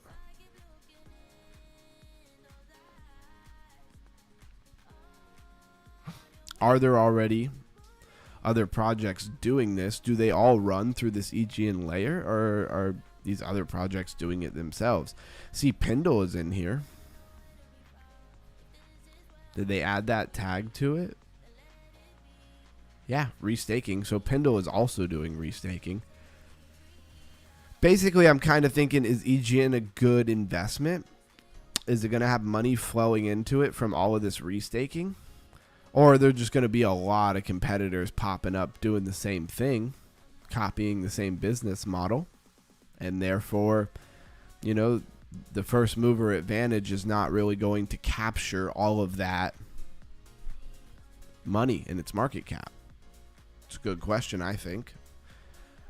I like the idea and I like the rewards. I don't think that I would bother trying to make a play on one of these tokens personally. That's my personal opinion. Don't love the infinite max supply. And why don't we like when projects have infinite max supply? For me, it means because they could infinitely dilute the price with tokens, right? We don't want that. Garden Warrior in the house. What's up, Garden Warrior? Appreciate you hopping through. Dropping a comment. We're talking about restaking. Do you know what restaking is? What is the difference between restaking and regular staking?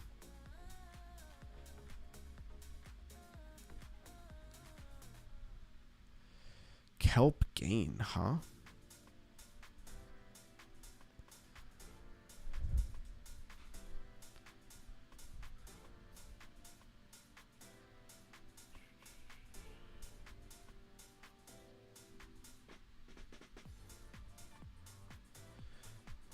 Sorry, I'm gonna see if my wife will bring me a drink.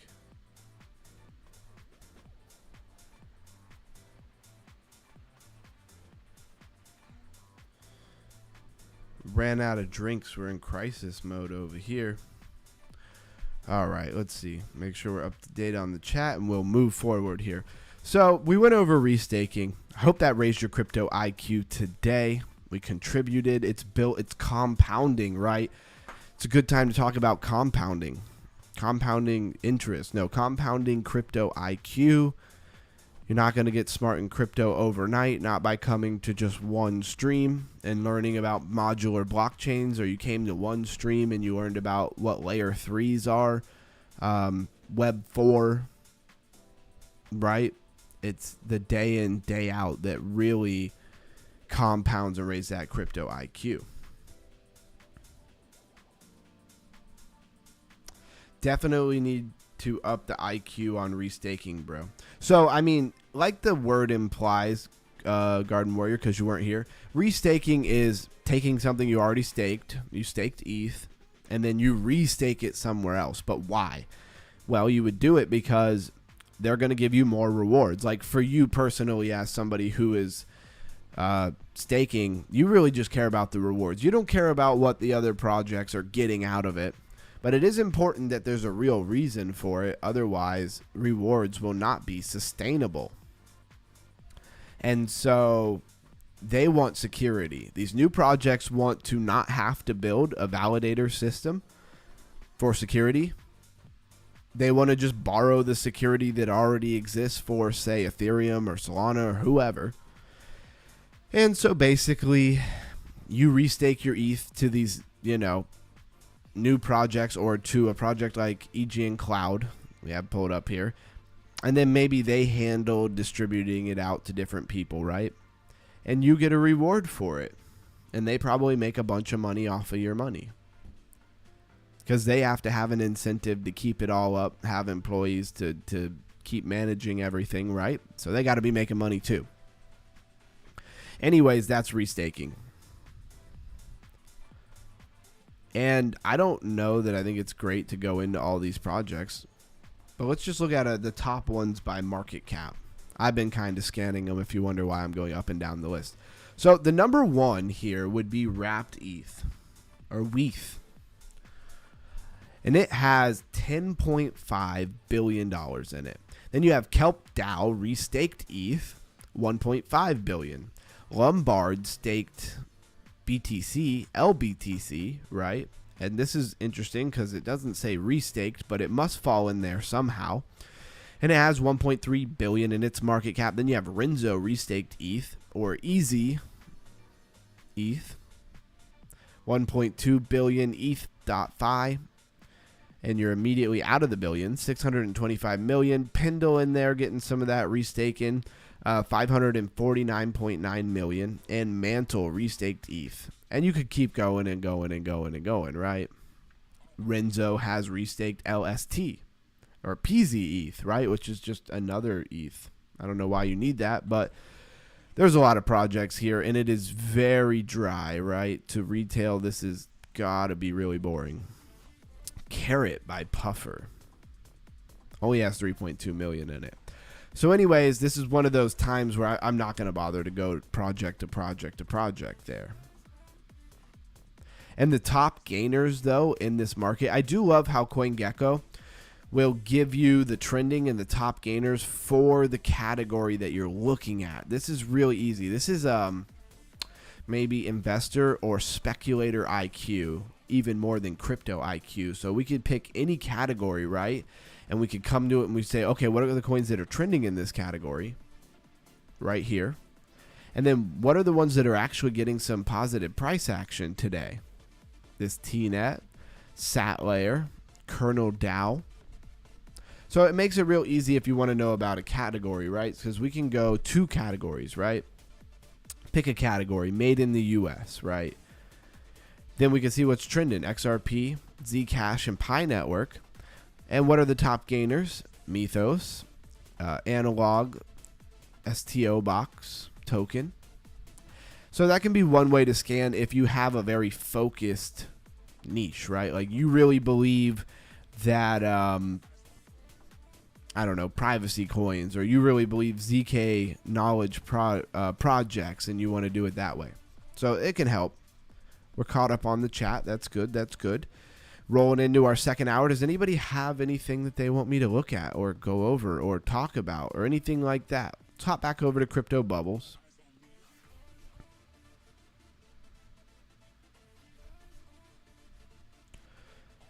And in the last hour, Hex is down 3%. Story, or IP, is up 3.8%. Pax Gold and Tether Gold. Very interesting. Is the music even still playing? Okay, music is still playing. I got to check on that stuff. Blues Guy says VWA. Yeah, absolutely. I will go look at VWA. And I also promised somebody I'd look at a Noma. If they're even still here, I don't know. Let's look at a Noma real fast, and then I'll go to VWA. Because technically they did ask like before this even started. Anoma still getting beat down. 80 million in market cap. And it seems like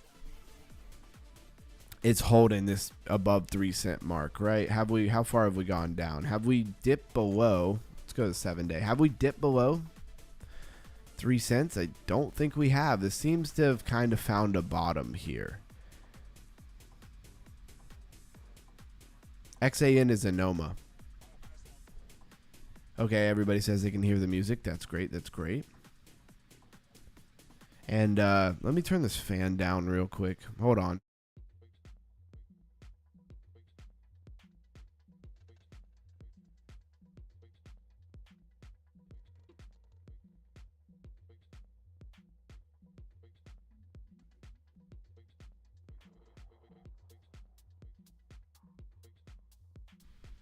All right, that is much better.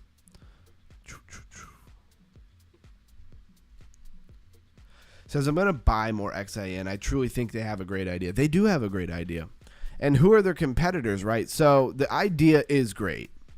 That I feel like I could stand on that, right? Intent layer. I think that's great. But who are their competitors? Like, who else is doing intent layer stuff? I mean, if you come into the intent layer category, they're number 3.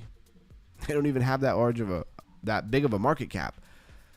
INSO is about intention, but INSO is also very much about, you got to compare them. Like INSO, we talked about it. It's about building apps and kind of making it easy to build apps so that it's the same idea, but totally different application, right? Like you give INSO kind of your intention of what you want the app to do, and then they kind of already have it set up to build that out for you quickly, right?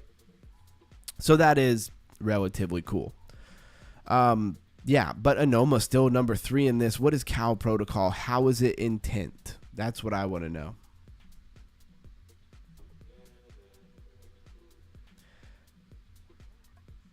So he says, I like racked ideas. You mean React?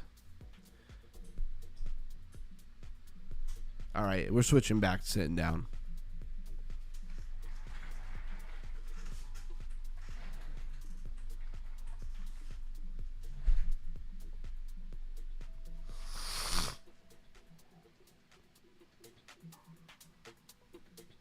Somehow the camera has moved again. I don't even know how that's possible.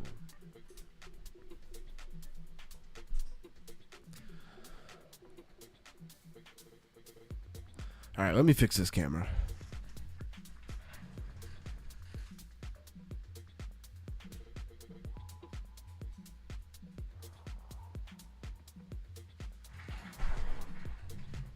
All right, that's much better. And yes, I do all the things myself. I don't have a crew of people here. So basically, we have some moments of, what do you even call it? Production. Let's call it production. That sounds sophisticated.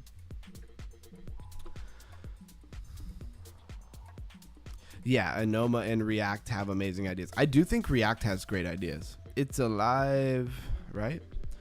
So, Cal protocol. I kind of want to know what it is. It's got a .fi, so it's like finance, right? Don't get milked. Cal DAO develops the most user protective products in DeFi, so we can do more and worry less. I love the narrative. Don't really see how this is intent, though. Innovation in action. Cal DAO is famous for pioneering technologies at the forefront of intents. Okay, I guess I'll take their word for it. MEV protection and more. Because what, they intend to protect you? I don't know. Intents could be used very versatilely. I don't know. Whether you're a crypto beginner or an ETH OG, what about a Bitcoin maxi? You can learn more about these important topics in Cal DAO knowledge base. Governance. I'm not here for a deep dive on Cal finance. Cal DAO. I think it's an awesome name for a DAO, though. I wanted to know how this actually lines up with intent, right? I mean, they have the intention of building something that makes you have to worry less and protects users more, which is awesome. But it's not the kind of intent. It's not the type of intent that I'm talking about, at least in comparison with Anoma. So I wouldn't really consider this a competitor to Anoma at all. And then D-Bridge sounds like a bridge, which, I mean, you have the intention of bridging your assets, right? You give it the intention, you tell it, hey, I got this and I want it to go where, and then it figures it out. So it is, I would say this D-Bridge, and I am assuming that it does that. It would make sense. That's what a bridge does. So as long as it operates as a bridge, then it does that. That would be intention, right? But this would just be one small thing that Anoma would do, right? It'd be like all of the different swaps and bridges and intentions and atomic swaps that you could possibly think of, all rolled into one smart, chat GBT, a blockchains, if you will, program that would just figure stuff out for you and make it happen. So that's why we've been really very interested in Anoma as a narrative, as a tech. Sometimes you got to separate yourself from price action. I thought there was a chance that the market might get frothy and Anoma being just coming out and on Coinbase and stuff might get some attention. But when it didn't and it went down, it didn't bother me at all, because I am speculating on the technology and the ideas, and that takes more time to catch on, because intent is not something you hear talked about. I bet you that if there were several other projects that were intent, that were big, that were getting a lot of marketing and attention, Anoma would have rode that wave and it probably would have did something totally different. Yeah. The more I look at this, the more I'm just kind of confirming to myself that Anoma really has no competitor. But, that doesn't mean anything. That thing could still absolutely go to zero.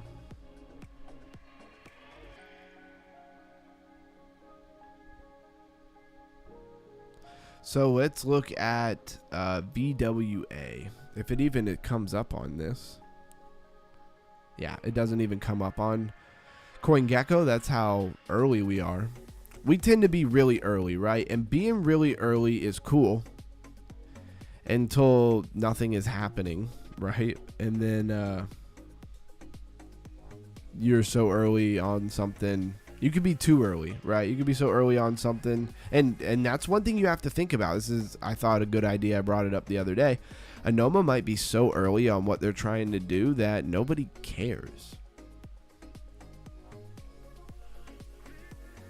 It says VWA is crawling up. Well, then I need to get more than $5 worth of it, don't I?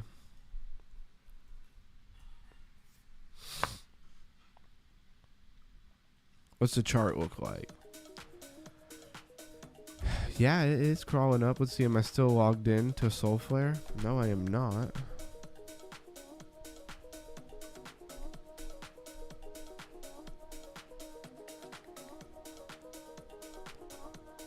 I have like everything in my way to type with two hands here.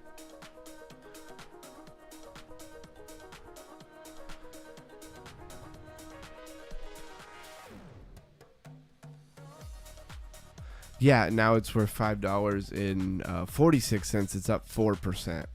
So that's fun. Overall, the whole thing's down. The market's been crap. And by overall, I mean the wallet overall is down, of course, because the market is junk right now. Still 8.5 million in market cap.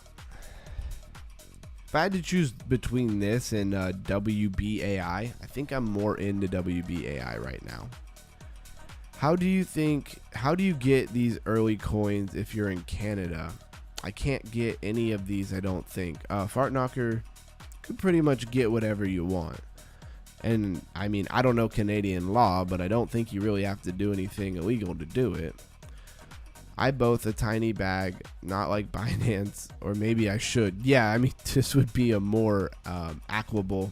But see, Blue Sky, that has to be decisions made based off of how much capital and your risk management and how you plan on, calculating how much risk you're willing to take. A lot of things there, and that's my personal opinion. Not telling you what to do. You do what you want to do. This seems to be where the real money can be made in these early projects. Exactly, Fartknocker. That is why I originally started this channel a long time ago. The original thing I used to do on this channel is just deep dive incredibly small tokens,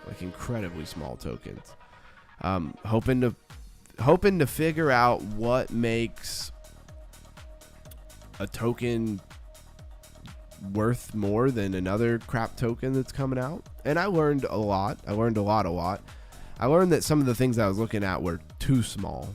So we kind of switched it up a little bit. I went kind of a scale up without having to go into the top 200s.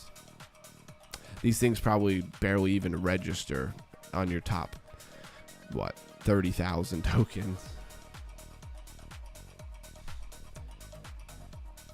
Blues Guy says, I'm in Canada. Go to MEXC. They have most of the coins. Yeah, do you have a link? I'm down. Underground, I know you, bro. You smart. That's why I'm IQing in your channel, because you know lots and I know less. Wisdom, bro. Hey, thank you, man. I appreciate that. I will stay consistent for everybody. Do trying to help people for sure. And Fartknocker says he needs a link to MEXC Global. I will, I'll get you a link in the Discord. I'll put one up. We do have a links tab. Don't think I have a link to MEXC there. Yeah, I have a link to Bitmart. And you might have some trouble getting into MEXC Global. I don't know. I don't know how it is for Canada. I only know how it is for America. They don't like to let a lot of Americans in there. So to be honest with you, Fartknocker, I highly recommend Weeks. If you have trouble getting into MEXC, I highly recommend Weeks, right? And it is that kind of the 2-hour mark of this show. It's kind of the moment where I do the fun part of the crypto gambling. It's fun for me. I know a few people like it, that's for sure.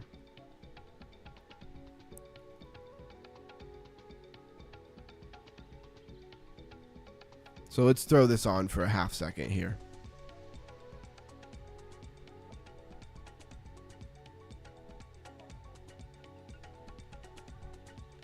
Says nice, no Mexi global here, just the general. Weeks works in Canada as well.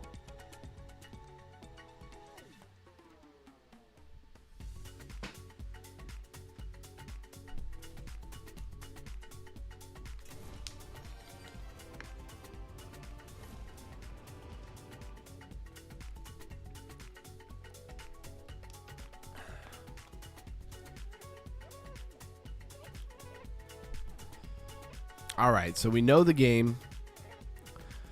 We're just going to try to set up the table for tomorrow, really. I don't think this is going to give us much, but it might. Nope. It burned us again. Let's get a few spins. If we could get something, there's something. There's 11 cents. Got us up to 15 cents, and we got a coin or a wild in the front row. That 15 cents helps. That got us an extra spin more than we would have. Another wild in the first column. Got one in the middle column. It's the last spin here. We're just playing the free money on the day, right? We're not doing anything crazy, and we got one here. So this is a good setup. Tomorrow we will have 5 more spins, and yeah, we'll maybe get a wild in that column and have a really good spin. We'll have to see. Tomorrow is GameFi Friday, right? So we will we'll exit that, right?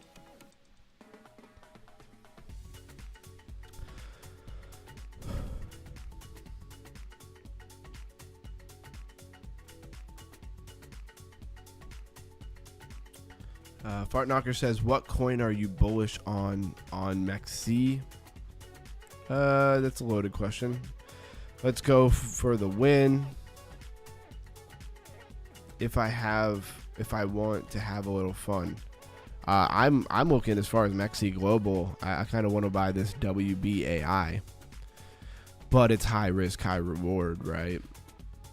And that is not financial advice. That's just what I want to do. I want to load up on a little bit of that. And it's really hard not to feel like if I buy it, it'll do nothing. And whatever I don't buy will do anything, do everything. The same way that it feels like if I go long, the market crashes. And if I go short, the market pumps. Let's look for new coins. Recently listed. Let's go to that. See if we can find anything.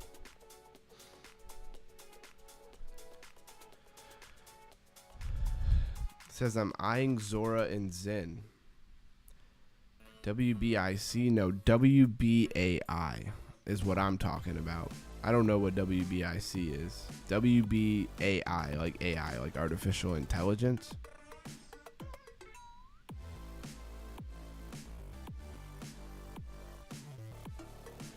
All right, Blue's guy with the sauce there. How to get into WVA. Are you sure it's not VWA? Pretty sure it's VWA. All right, so we have, if anybody remembers Book of Meme, well, this is Book of BNB. I don't like a lot of memes, but I could see this doing something, unfortunately. Oh, it's in the 4 meme category too, right? Book of BNB, aka Bob. I'm pretty sure Bob's been around a while, right? This thing's been around since October 14th. So 2 days ago, already pumped. Huge. Came back down. I don't know. I kind of like...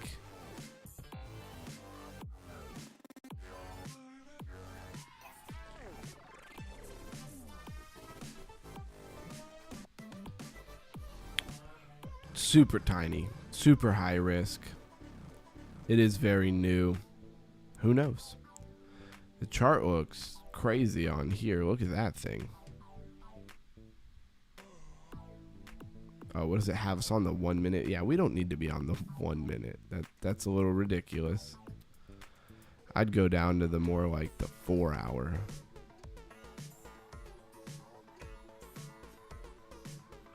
I don't know. This thing's got us back way farther than the 14th, right?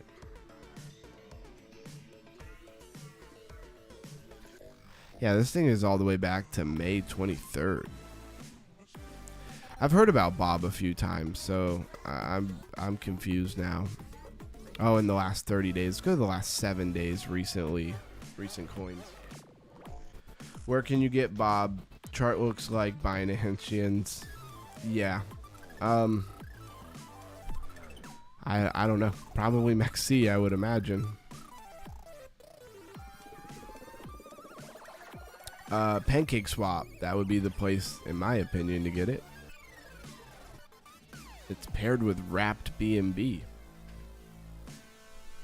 In my experience, I hate having to take a coin and wrap it. It's really annoying, but I've done it.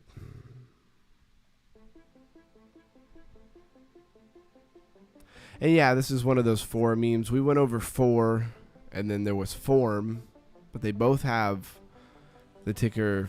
Well, they're both called 4, but one is 4 and the other one is Form. They all have to do with the 4 months that CZ got for whatever they tried to nail him for in the American courts. And he did 4 months to like appease them, and I'm sure paid a ton of money as well. Turning Point Reserve.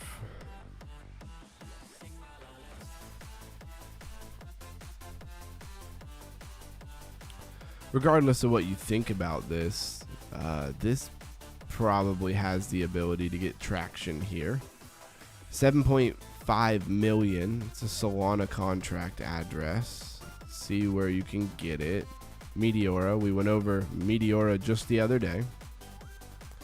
Probably could get it on Soulflare and stuff like that as well.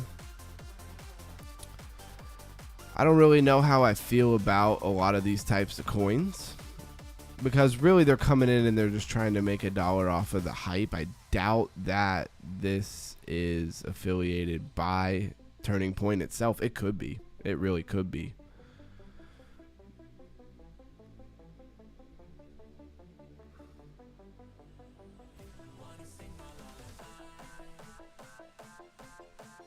It's got 128 followers, right? Don't think it's connected with the actual Turning Point.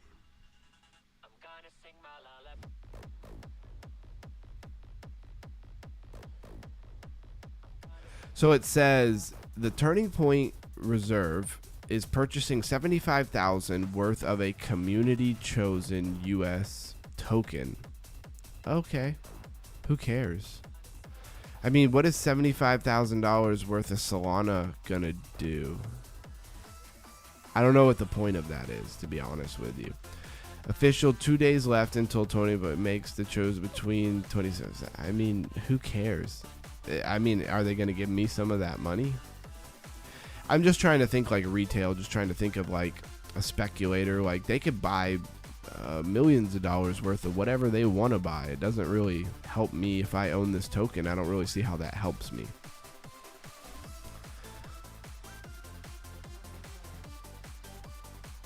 And it's supposed to be a reserve. Okay. It's worth keeping an eye on. I could see people pumping that. I could see this thing pumping. I really could. And it's tiny. So there's that. Kind of want to toggle these categories. I don't want to look at memes. Zora TV. I don't know. Why would we want to watch TV on Zora? I mean, unless they really get some good people on there. There's that.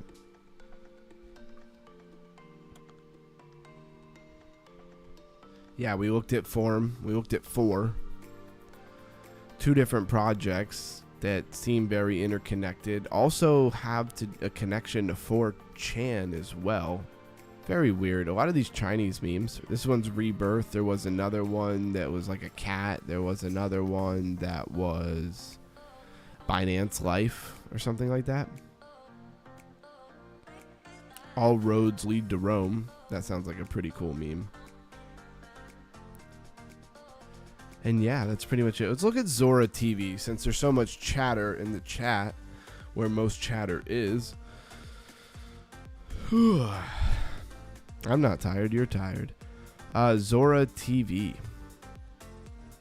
Is this like a whole, is this separate? Is this just linked together with Zora? I mean, it's on Zora. My God, who knows what we're gonna see here. Makes me nervous.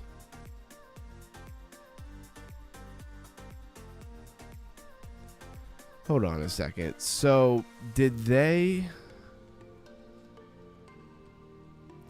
somebody just make a profile called Zora TV and then just like start live streaming or something? They do not have a lot of videos. But look, like their post is worth like $643. This one's worth 12.6K. This might low-key be a genius idea. There's going to be a bunch of copycats, though. First people might make a lot of money. Market cap changes when people buy and sell. Market cap of this Zora TV is like 2.8 million. And then what? They made a token around it as well? Or they took the token and launched it somewhere else? I don't know. This is very interesting. This is very like cutting edge. I think this is maybe a high IQ move that somebody did here, to brand something on Zora as like Zora TV and then make it like it's like some kind of Zora TV channel, and then basically do like a podcast branded as Zora TV and then post it and get people on Zora to think that maybe it's connected to Zora or something like that. I don't know. Seems like a smart idea. What the heck? Sheesh, says El Gito. Yeah. Haha. Stashy and Hutch. Yeah. I'm not crying. You crying. Exactly. Dude, underground coin with this kind of idea. Imagine. Hey. It's true. I already did make, but what would be the move here? What, we do underground TV? But I don't know if that would really... Here, we'll type in TV. Oh, well, look. Look, these people were not the first person to do this idea.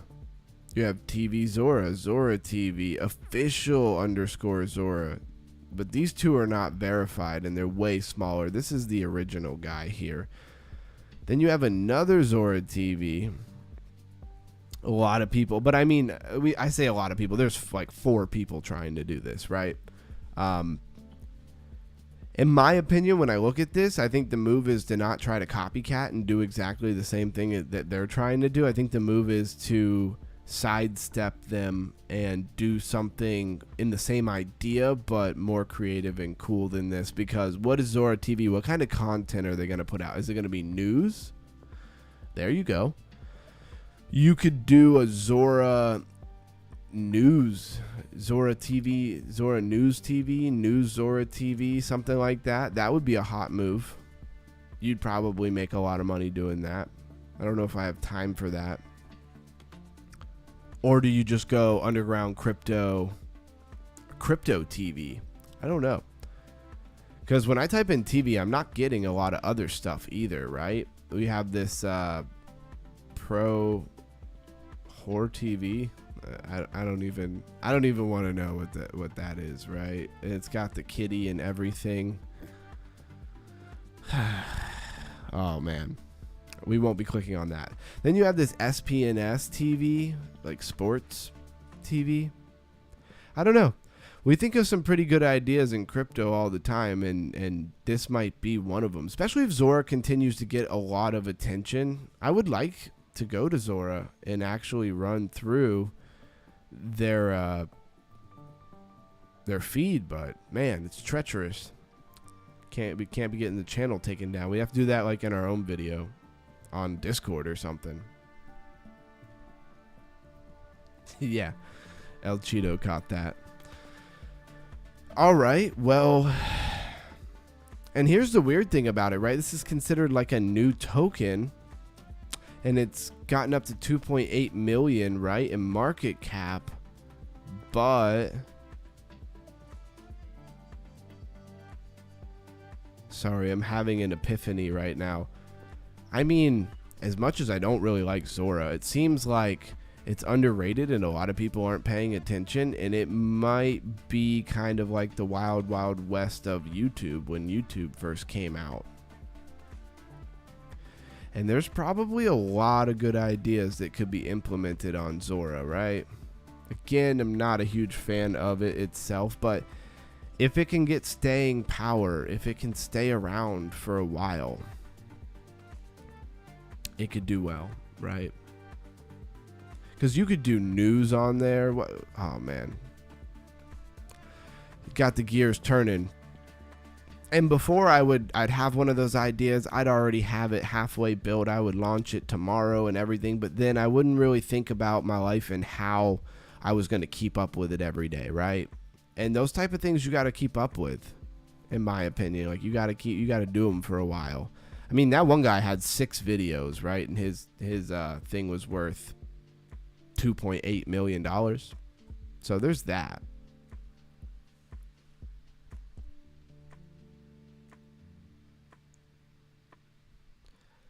Fartknocker says Mexi does not have MB. It's WB. WBAI. And you're right. I don't know if they have it on Mexi Global. But I could figure it out in 2 seconds, though.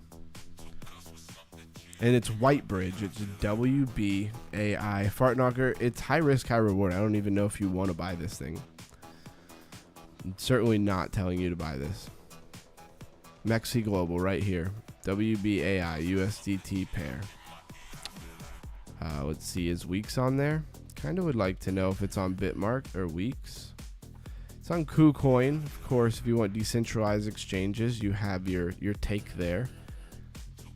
No Bitmart and no Weeks yet, but it is on Mexi Global and KSEX.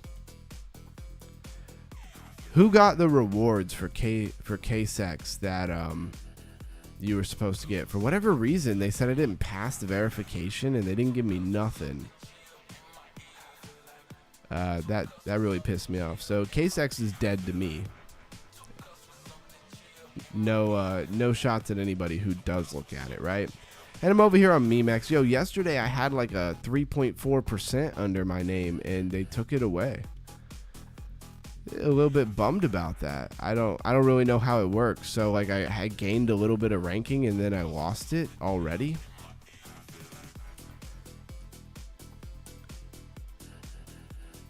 Also, I did find, sorry, we are transitioning here. I did find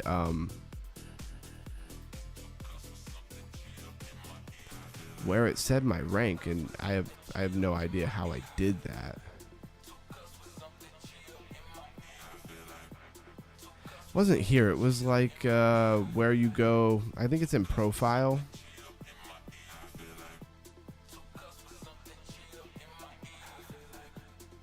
If it would ever do anything, like I'm clicking on it over and over. And then you go to chart. It is kind of interesting. Just like Zora, how every post becomes like a thing. This is underground crypto, my profile, and pair with MemeCore, the coin, right? It's kind of cool. Yeah, when you come down here, it says rank, matrix, and then it says 3.84 percentage. So I did keep my percentage, right? Is that the percentage that it's pumping though? How many hours a day could we sit around and figure this stuff out? I could be live all day, every day, figuring this stuff out. So bonding curve progress, 3.8%. Says I'm good for a solid 50. If I lose it, I lose it. Yeah, that's kind of how you have to look at it. I think there's a lot of potential upside there, Fartknocker. Can I just call you Knocker? That would be easier. Or Knock. I'm just going to call you Knock. Hopefully that's okay. Fartknocker's just way too long. But yeah, Knock. That's how I'm looking at it. I want to throw at least $50 to $100 in it. If that thing does ridiculous numbers, then I'm with it. If it only doubles or triple, the thing is, like, I feel like on the low end, it'll still like do a double, right? But who knows anymore? Everybody's bearish on crypto now. They think the bear market's over. And it could be. I am not trying to mock those people in any way, shape, or form. Now let's take a deep breath for a minute and play this game for a minute so that I can, I don't know, focus, reset, however you want to call it. We are rolling into the 2.5 hour. That first hour goes so fast. Does anybody else feel like the first hour of this show goes really fast? We had our little, like, poll yesterday or whatever. It was just a verbal poll, right? About how people felt about the 3-hour streams or whatever. And I was surprised. Most people really preferred the long stream over me cutting it short. I mean, from the channel, for watch hours and stuff, it's really good. We have to get to 4,000 watch hours for the channel to get monetized. We did the 1,000 sub, which is amazing. I still find it hard to believe. I remember, you know, when you build a channel like this from scratch, you start to really understand how hard it can be. And I started in a very, I'm not saying like it's such a competitive niche, but it's a low attention niche, right? Crypto, for anybody who doesn't know, is still very low attention to the average person. And the attention that most crypto does get is like, hey, look at me, I'm full of hype, buy this coin, buy that coin, I'm getting paid tons of money to shill these coins on you. Ethically, I just can't line up with it. I could do it. I mean, I can't, I'm not going to lie and say I've had tons of people hit me up to do that. But I could easily find those opportunities if I wanted to, right? And so when you're not going to do that and you're going to build authentically and you're going to try to bring value, it's hard to convince people that they need to raise their crypto IQ, right? It's hard to believe, it's hard to get people to even be interested in cryptocurrency if they're not already, right? It's like one of those things where it's like you rather already love crypto or you have like no opinion on the matter, right? So my point is, 1,000 subs was a really big deal. I remember when I had literally 100, less than 100 subs, and I was just thinking to myself after, you know, months of doing it, how in the world am I ever going to get to, say, 1,000 subs so that I could get monetized? And now here we are. Now we are here in the place where we have 1,000 subs, over 1,000 subs. Took me a while to get to 1,000, and then all of a sudden I was at 1,100, and then I was over 1,100, right? We're at like 1,160. I don't know what we're at like right this second. It goes up and down by 1 or 2 or 3 all the time. But anyways, my point is now we need watch hours, right? That's what we need to get monetized. So Fart is usually my short name. Yeah, I figured that. Fart. I guess we'll just call you Fart, I guess. Too fast. Right? Time flies watching the stream. Quality content. Thank you, El Cheeto. I really appreciate you. 1.5 thousand. Yeah, exactly. And we should be at 1.6 unless I'm still down one. Only 5% know about crypto. Yeah, that's got to be true. And out of the, you got to think about that. 5% know about crypto, and out of that 5% who know about crypto, how many of them you think want to educate themselves about crypto, right? So I got a hard sell, right? But I know it's worth value. And so, and I just want to do it for myself, right? So when I deposit into Mexi, do I do it USDT? Then I buy WBAI? Yeah. Well, the fees are probably going to be higher for USDT. Sorry. You have the right idea though. I tend to like to buy XRP from somewhere and send it over. I don't usually deal with Mexi I usually don't deal with Mexi directly. I buy like on Coinbase. And for some reason, they've decided that they don't want to allow you to send transactions from Coinbase to Mexi Global anymore. So I have to send it over to Weeks, and then I send it over to Mexi Global. There's probably an easier way to do it, but when you do something one way all the time and it works, like you just keep doing it, right? Like you don't just keep changing it up and doing different things. So Underground, when you discover a coin you like, You buy a little at a time, then move on to others. You must be full of different cryptos. How do you keep track? Yes and no. There are a lot of times I don't buy anything because it's not on the list for a quick buy. Yeah, if you're talking about like linking your like debit card or something to it and quick buying it or something like that, you would just buy. Now, if you're moving it from another exchange fart, then you would want to, in my opinion, use something like XRP, because XRP has like almost no fee, if not literally free. A lot of times if you use the XRP L Ledger, it's free. So there's that. And then again, I buy on Coinbase, but I pay for the Coinbase One or the premium, and I have no fees because I pay $30 a month for Coinbase. I've had it for forever. I mean, there was many times where I was buying $300, $400, $500 worth of crypto a week. You know, when I was running my handyman company and making great money, that was how I got money into crypto. And I still pay the $30 a month because when you're in Crypto One or whatever, you know, your money is guaranteed up to like $100,000 in there. So I like that comfortability. I don't have that much money in Coinbase by any means, right? But I like that comfortability that if it gets messed up, they're going to cover me. With that being said, though, if you're just going to buy directly on the website, then yeah, you probably just want to get USDT and then go look up the coin. I'm sure it has a USDT pair, and then just buy it.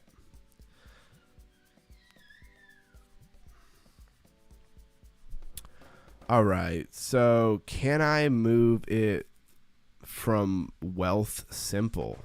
No idea what Wealth Simple is. Don't link your account with Mexi. Yeah, exactly. Don't do that. Says I buy my coins in Netcoins or Newton. You can fund your account with either. Then I buy XRP or SWND. Oh, okay. I buy XRP and I send it to Mexi. I sell the XP on Mexi and do my thing. Yeah, exactly. Blues guy. I do something very similar. Use email transfers. I don't know nothing about no email transfers. That sounds crazy. Yes, you can from Wealth Simple. Okay. That's that Canadian talk. I don't know nothing about what y'all are talking about. Let's get this magnetic bomb. Good conversation, and that's why I sit here and play this game a little bit, because like if I was like, all right guys, I'm done, and I hop off, then you guys would have to go to the Discord or something like that. I mean, luckily we do build avenues.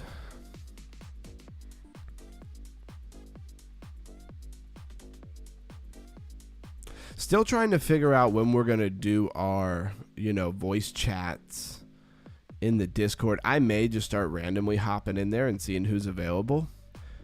But like, for example, Blues Guy is a big part of our community, and I know he works 12 hours a day. So if I wasn't going to do it later at night, and I know when the show starts pretty much when he gets off work. So if I'm not going to do it way earlier in the day, then I'm not sure when to do it, right? Okay, I'll get some XRP and try that. E-transfer is a way to send money from your account with an email that is linked to the account, sort of a peer-to-peer. Okay, that's good to know. Says bro.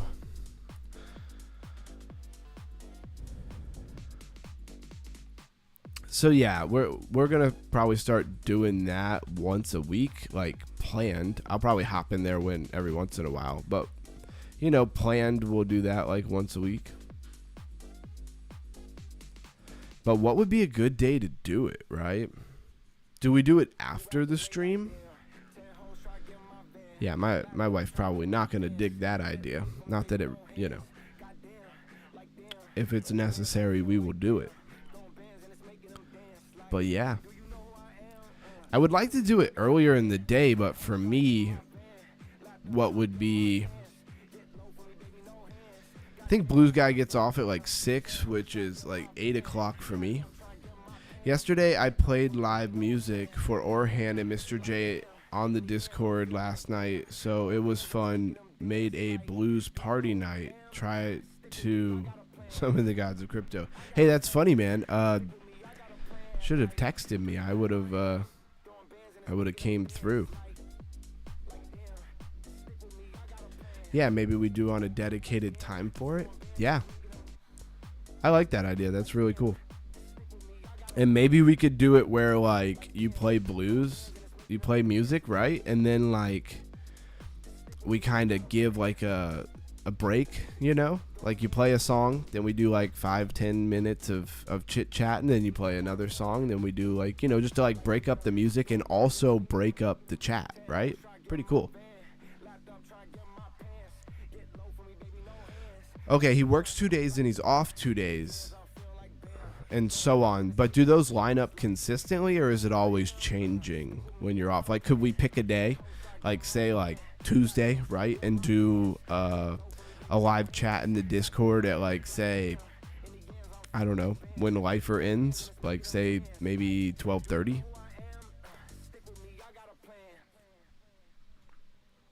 El Cheeto says pretty dope idea. I think so too. I could see that really being a lot of fun. I got so many originals, Ed to live recording. Yeah. Or you could just grab a guitar or your harmonica and give us something just off the dome. You know, we'll be hanging out. I love the idea of not getting too full of ourselves and keeping, you know, what we do very casual.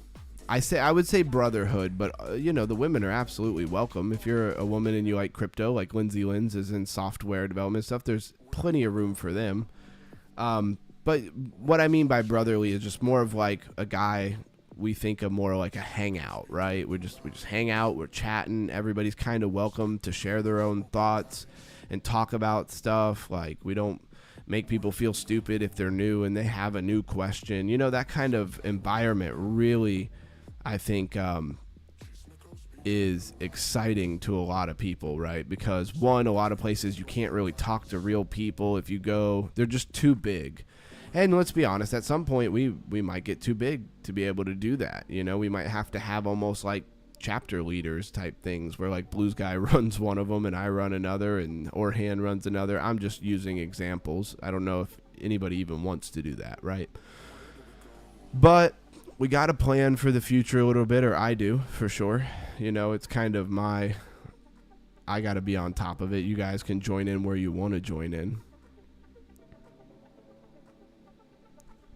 These are all just thoughts that I have. I like the idea of doing a token. I like the idea of even doing an app. I like the idea of focusing on crypto education. I like the idea of branding it all around a crypto IQ. I think that is a winning recipe. But there's a lot of work that has to go into it, right?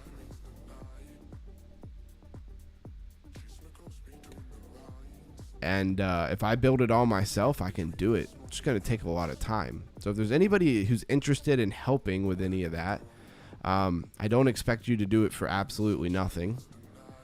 As I am taking time to build this channel, I'm used to having like a lot of capital, to be honest with you. And I don't have the typical capital, that's hilarious. I don't have the typical capital that I normally would have on a given day. You know, it'd be nothing for me to throw a couple $100 somebody's way for being a part of things on a regular basis. But, you know, not quite in that place right this second, which is weird to me, to be honest with you. Of course, I have my crypto money. It's stashed, and I'm not touching that. Let's see what's going on in the chat. Yeah, I'm on a 2-week schedule. So the first week, I have Monday and Tuesday off. And then Wednesday and Thursday, I work. Then 3 days, then 3-day weekend. And then the next week, it's the opposite, and so on. I have a Rolodex of stupid questions. Well, you will be in the right place. We will start just knocking them off until you don't have any more of them.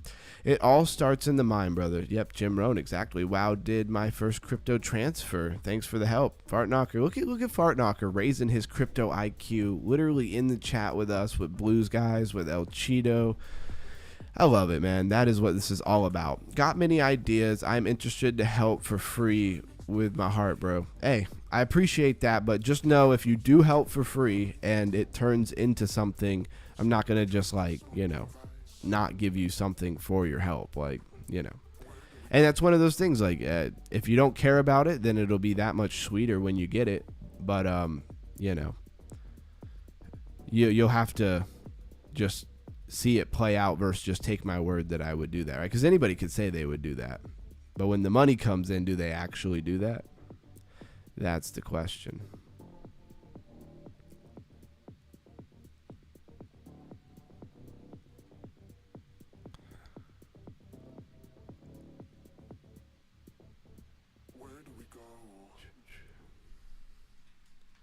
Good energy, exactly. Yeah, and at this point, we're just kind of kicking it. We're rolling into like our third hour. No Orhan today. I know it's a lot to ask for Orhan to be here. I would love to start a little bit later if that meant more people could be a part of it. But everybody's somewhere else, right? Everywhere's somewhere else. Like Lindsay Linz isn't here tonight, but I know that she's on my time as far as what time it is where she is, which is no big deal. I'm sure she has important things to do. If she's watching this later, I don't mean it in any kind of way. I'm just kind of pointing out how, yeah, we have a lot of people in Asia, but we have a lot of people everywhere. I mean, Garden Warrior was what, in like New Zealand? Guess that's more Asia, but I'm sure the time's still a little bit different there. Yeah, great vibes and great ideas. Exactly. But we also got to implement on some of these ideas, and that's where we can get a little lost. Like, I could spend a bunch of time making an app and then not make pre-recorded videos. You know, I could spend a bunch of time doing this, that, and the other. So my time has to be well calculated, and that can be difficult. Like, you know, that can be a really difficult thing to manage. We got to get some more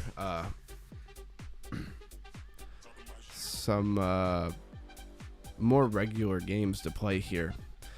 But the game's got to be like not too intense, otherwise they're just going to lag out on us, which is no fun. I still have to mess with that. See, I still have to set up stuff from last Friday and tomorrow's Friday. So, does feel like being drowned slow a little bit, right?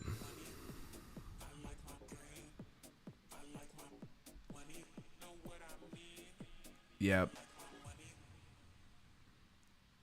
Yep, New Zealand, we a day ahead of the US, and Europe, it's 3:42 p.m. So the time works for me, just works sometimes getting in the way. Yeah, I understand. And nothing's going to be perfect. Like, here's a good example. Tonight, you know, whereas Lindsay Linz and a lot of them, Lifer in his private Discord. I don't know if she's a part of that. Like, I don't know if she's paid in the Discord, but, you know, Lifer does his live at 8. And that's probably where a lot of people are.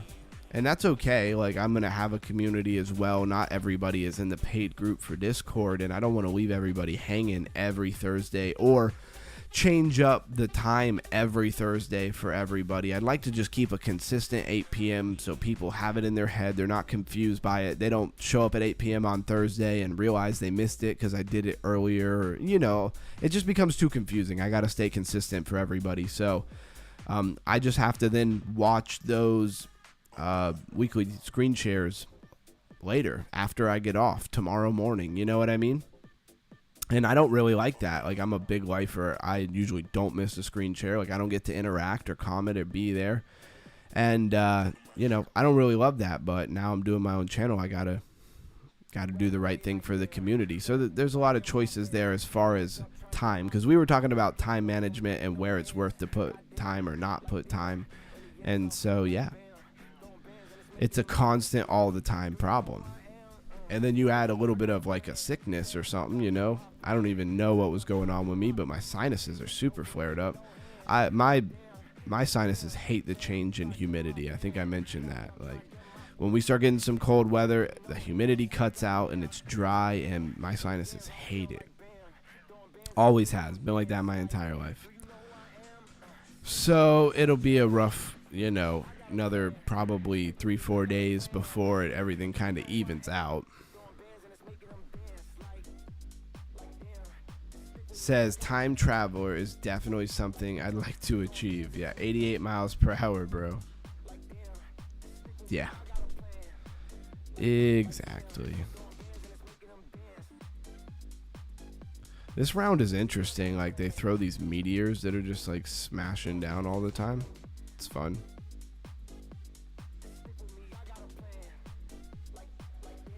Dang, there's like nowhere I can go. I just have to go in tiny little circles. Ah, crap, meteors. I can't even go in tiny circles because they keep hitting me with meteorites. What is the point of this? Well, we're just winding down. Doesn't mean I'm going to get off in 5 minutes, but we're just kind of winding down. And we might get on to something else here in a second. I don't know. Contact Marty McFly and Doc Brown. Exactly. The conspiracy of time travel in the last president. Blues guy. Blues guy always is tapped in there. Yeah, I know all about that.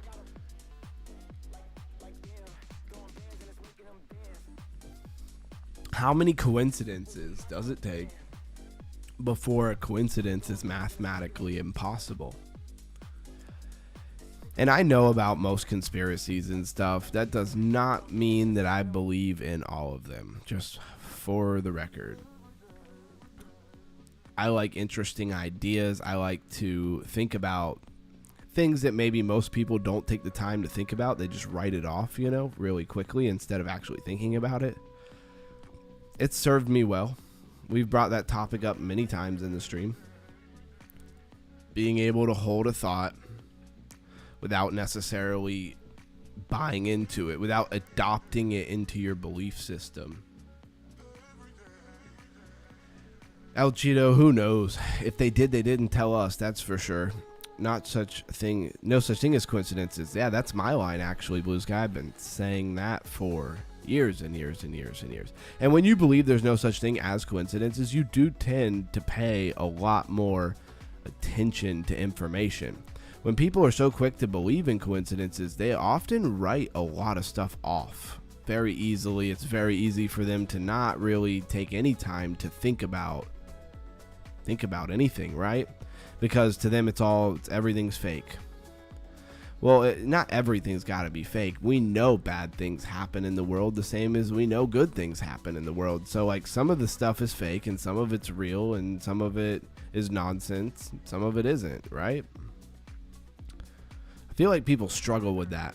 I call it, it's funny, we're just chatting here obviously. I call it the black and white syndrome, right? So it's like a trained behavior of, like, how to best put it, it's like a learned behavior that's usually rooted in fear, where you can't entertain complex ideas because it's too scary. It's rather fear or you're just lazy, and you don't care to actually entertain ideas. So everything has to be hot or cold or black and white, right? You don't see shades of gray. Talking about quantum, yeah, quantum definitely falls into this idea, right? You only see black or white. Like, you don't see shades of gray. Like, you don't see anything in between. You don't see how something could be kind of true but not 100% true, or vice versa. And it makes it really hard for people to understand stuff. This does play into crypto IQ for sure, and the way that the markets work and who's running the markets. If you believe all the conspiracies are false, well, then you're probably going to fall right into whale traps all the time. Can you ever change them? Because once people kind of figure out their games, they change them, right? So that the opposite effect of where you used to dodge them before is now exactly how you land in the trap, and you don't know when they're going to change the game. You don't know when they're going to get up and flip the Monopoly board over on you and start all over on something else, and you just don't even know. And you're still operating like they're still playing the same game as you, and they're not. This is where it gets very complicated, and that's why you can't get too emotionally upset when you lose, because you're not in with the in crowd. You're not running the game. It's all good insight, right? Right. Back to the Future is a documentary, not a movie. Truth in plain sight. Hey, there you go. 1.21 gigawatts of electricity. Very interesting. Remember Quantum Leap, Quantum, and go to the Second Pines Mall. Quantum D waves. I mean, just look up who is President Trump's uncle. That'll start you on a rabbit hole right there. Who is his uncle? What did he do? And what is his connection to Tesla? And it's all provable stuff too. We're not just making stuff up here. He was a world-renowned person. The nearest mall to me is an hour and a half away. Not with 1.2 gigawatts of electricity and a time machine. Yep, don't pass, go, and don't collect your 200. Exactly. And I'm just talking to you guys, you know. People watching this later are probably like, what the heck? I thought this was about crypto. It is. Everything's interconnected. So in a way, it's always about crypto. And it's always maybe not about crypto at the same time. Can you entertain that idea? Get all like philosophical on everybody. For anybody who doesn't get it, we are very much kind of winding down here. And I'm just seeing where everybody's at, what people want to talk about. Maybe what they liked about the stream today. Man, those meteors they keep getting me. At one point though, like my ship be going so fast that I can't even, it's like I hit everything because I'm going so fast. Man, I can't sit in one place like I normally would because they're throwing meteors at me. This is like the final boss here. Damn. I'm getting cooked. Can I survive long enough? I'm like moving so fast on the board. I don't even know where my character is most of the time. I'm trying to dodge stuff. I don't even know where the character's at. Dang. Ah, crap. I didn't see that. Can I do it? Can I beat the boss? Got him. Now, where's my rewards? Did I get it? Oh, we won. Sweet. I'm glad that it has an end at some time.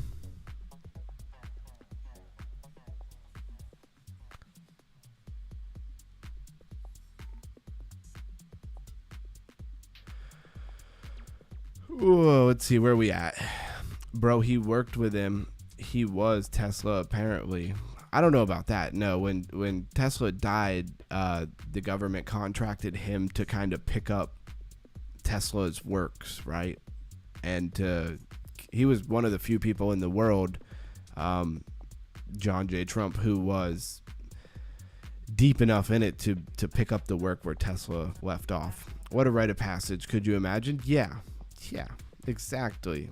And one of the things, this is all rumor and conspiracy, obviously. Nobody, I mean, not all of it, right? Some of the things we said here were facts. But as far as actual time travel and stuff and them having a time travel, Nikola Tesla be working on time travel, that is all, you know, very much known and unknown at the same time, right? He kept the important docs for free energy and time travel. Yep. Bro, I'm a conspiracy theory. Do you have an easier question? You mean a harder question?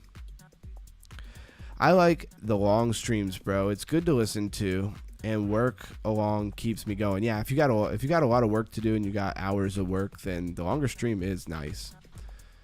I like the long stream, bro. Yeah, okay. I was reading the same comment over. Tesla worked with Trump uncle on all projects. The hotel in New York has its own generators. Yeah. No, he really worked with him. He was young and lived near his hotel. I dug deep. Oh, okay. I mean, I don't doubt that because there's got to be a reason why he was the first person considered to pick up his work, right? Right, just speculating over here. Exactly. All right, let's open our chests, right? What did we get? I don't even know. I just collected. I took zero time to look at that, as you can tell. We got upgrades to buy. We don't have time for that.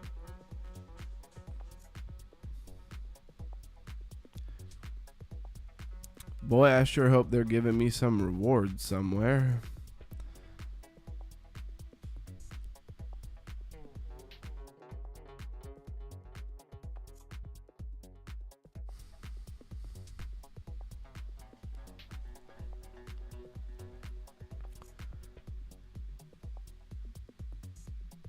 Synthesize some of these parts here.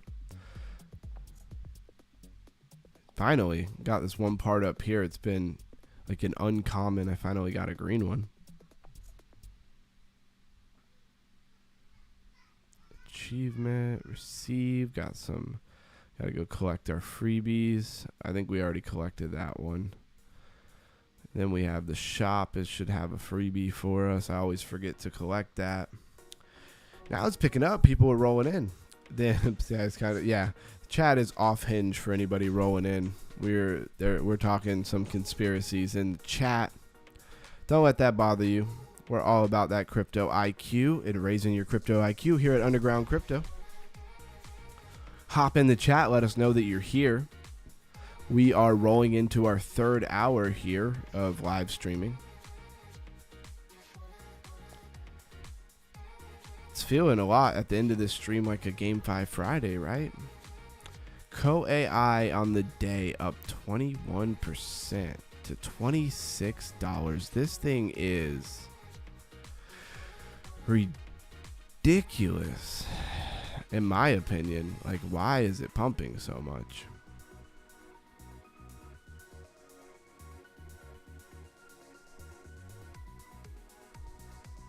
No idea.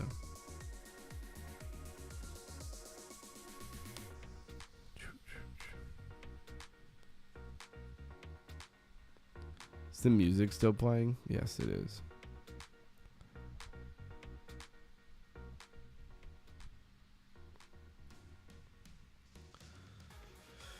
And here we go with the countdown.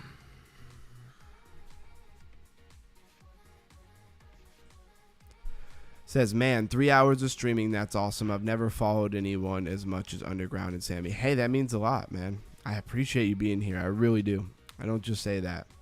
Do I want spot WBAI? Yeah.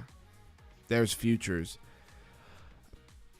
I personally, if it was me, because it will be me, because I am going to buy some, I would definitely buy it spot. You know, a lot of these projects have been doing really big gains. You have a higher potential maybe getting hurt in futures where you have, you know, you can go down in value, but they can't steal your coins from you. They can't take your money from you if you're in spot. Unless the exchange just takes it, which is a whole different conversation, right?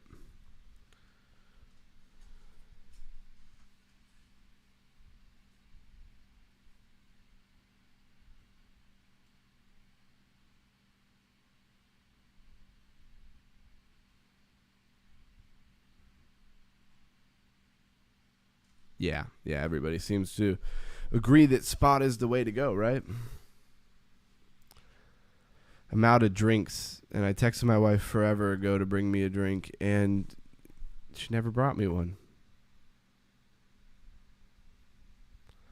So we have to get off. No, I'm just kidding. It's 3 hours, and a little bit tired still, so we're going to go ahead and hop off. I can still interact in the Discord, even though y'all have been doing a great job of talking.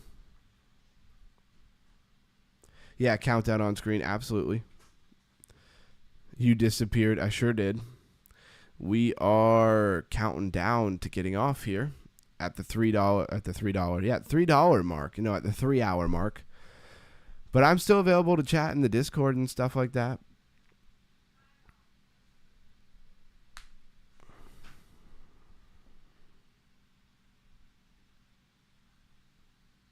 Garden Warrior says, good stream, everybody. Loving the Underground Discord. Preferred over the 99 at the moment. Hey, that's awesome, Garden Warrior. I appreciate you saying it. And I mean, it's smaller, right? Nothing against the 99, but there's a lot of people in there. Says, okay, just making sure. Yeah, Blue Sky, you're good. I appreciate you paying attention and letting me know. And yeah, when, you know, groups get really big, that's why I have an exclusive chat in the Discord. Right now, it doesn't really matter, and everybody can hang out in the main. But as we continue to get bigger, which we will, I'm going to have the exclusive Discord set up for the people who I know. You know, Blues Guy, Garden Warrior, people who've been here for forever, right? So there might be, say, you know, 1,000 people in the main hangout, or, you know, I'm being very optimistic there. Say there's even a couple hundred. But say you only have 20, 30, 40 people in the private hangout. And that just makes it a little more exclusive. That might become a paid feature at some point where you guys would be, you know, grandfathered into it. Stuff like that.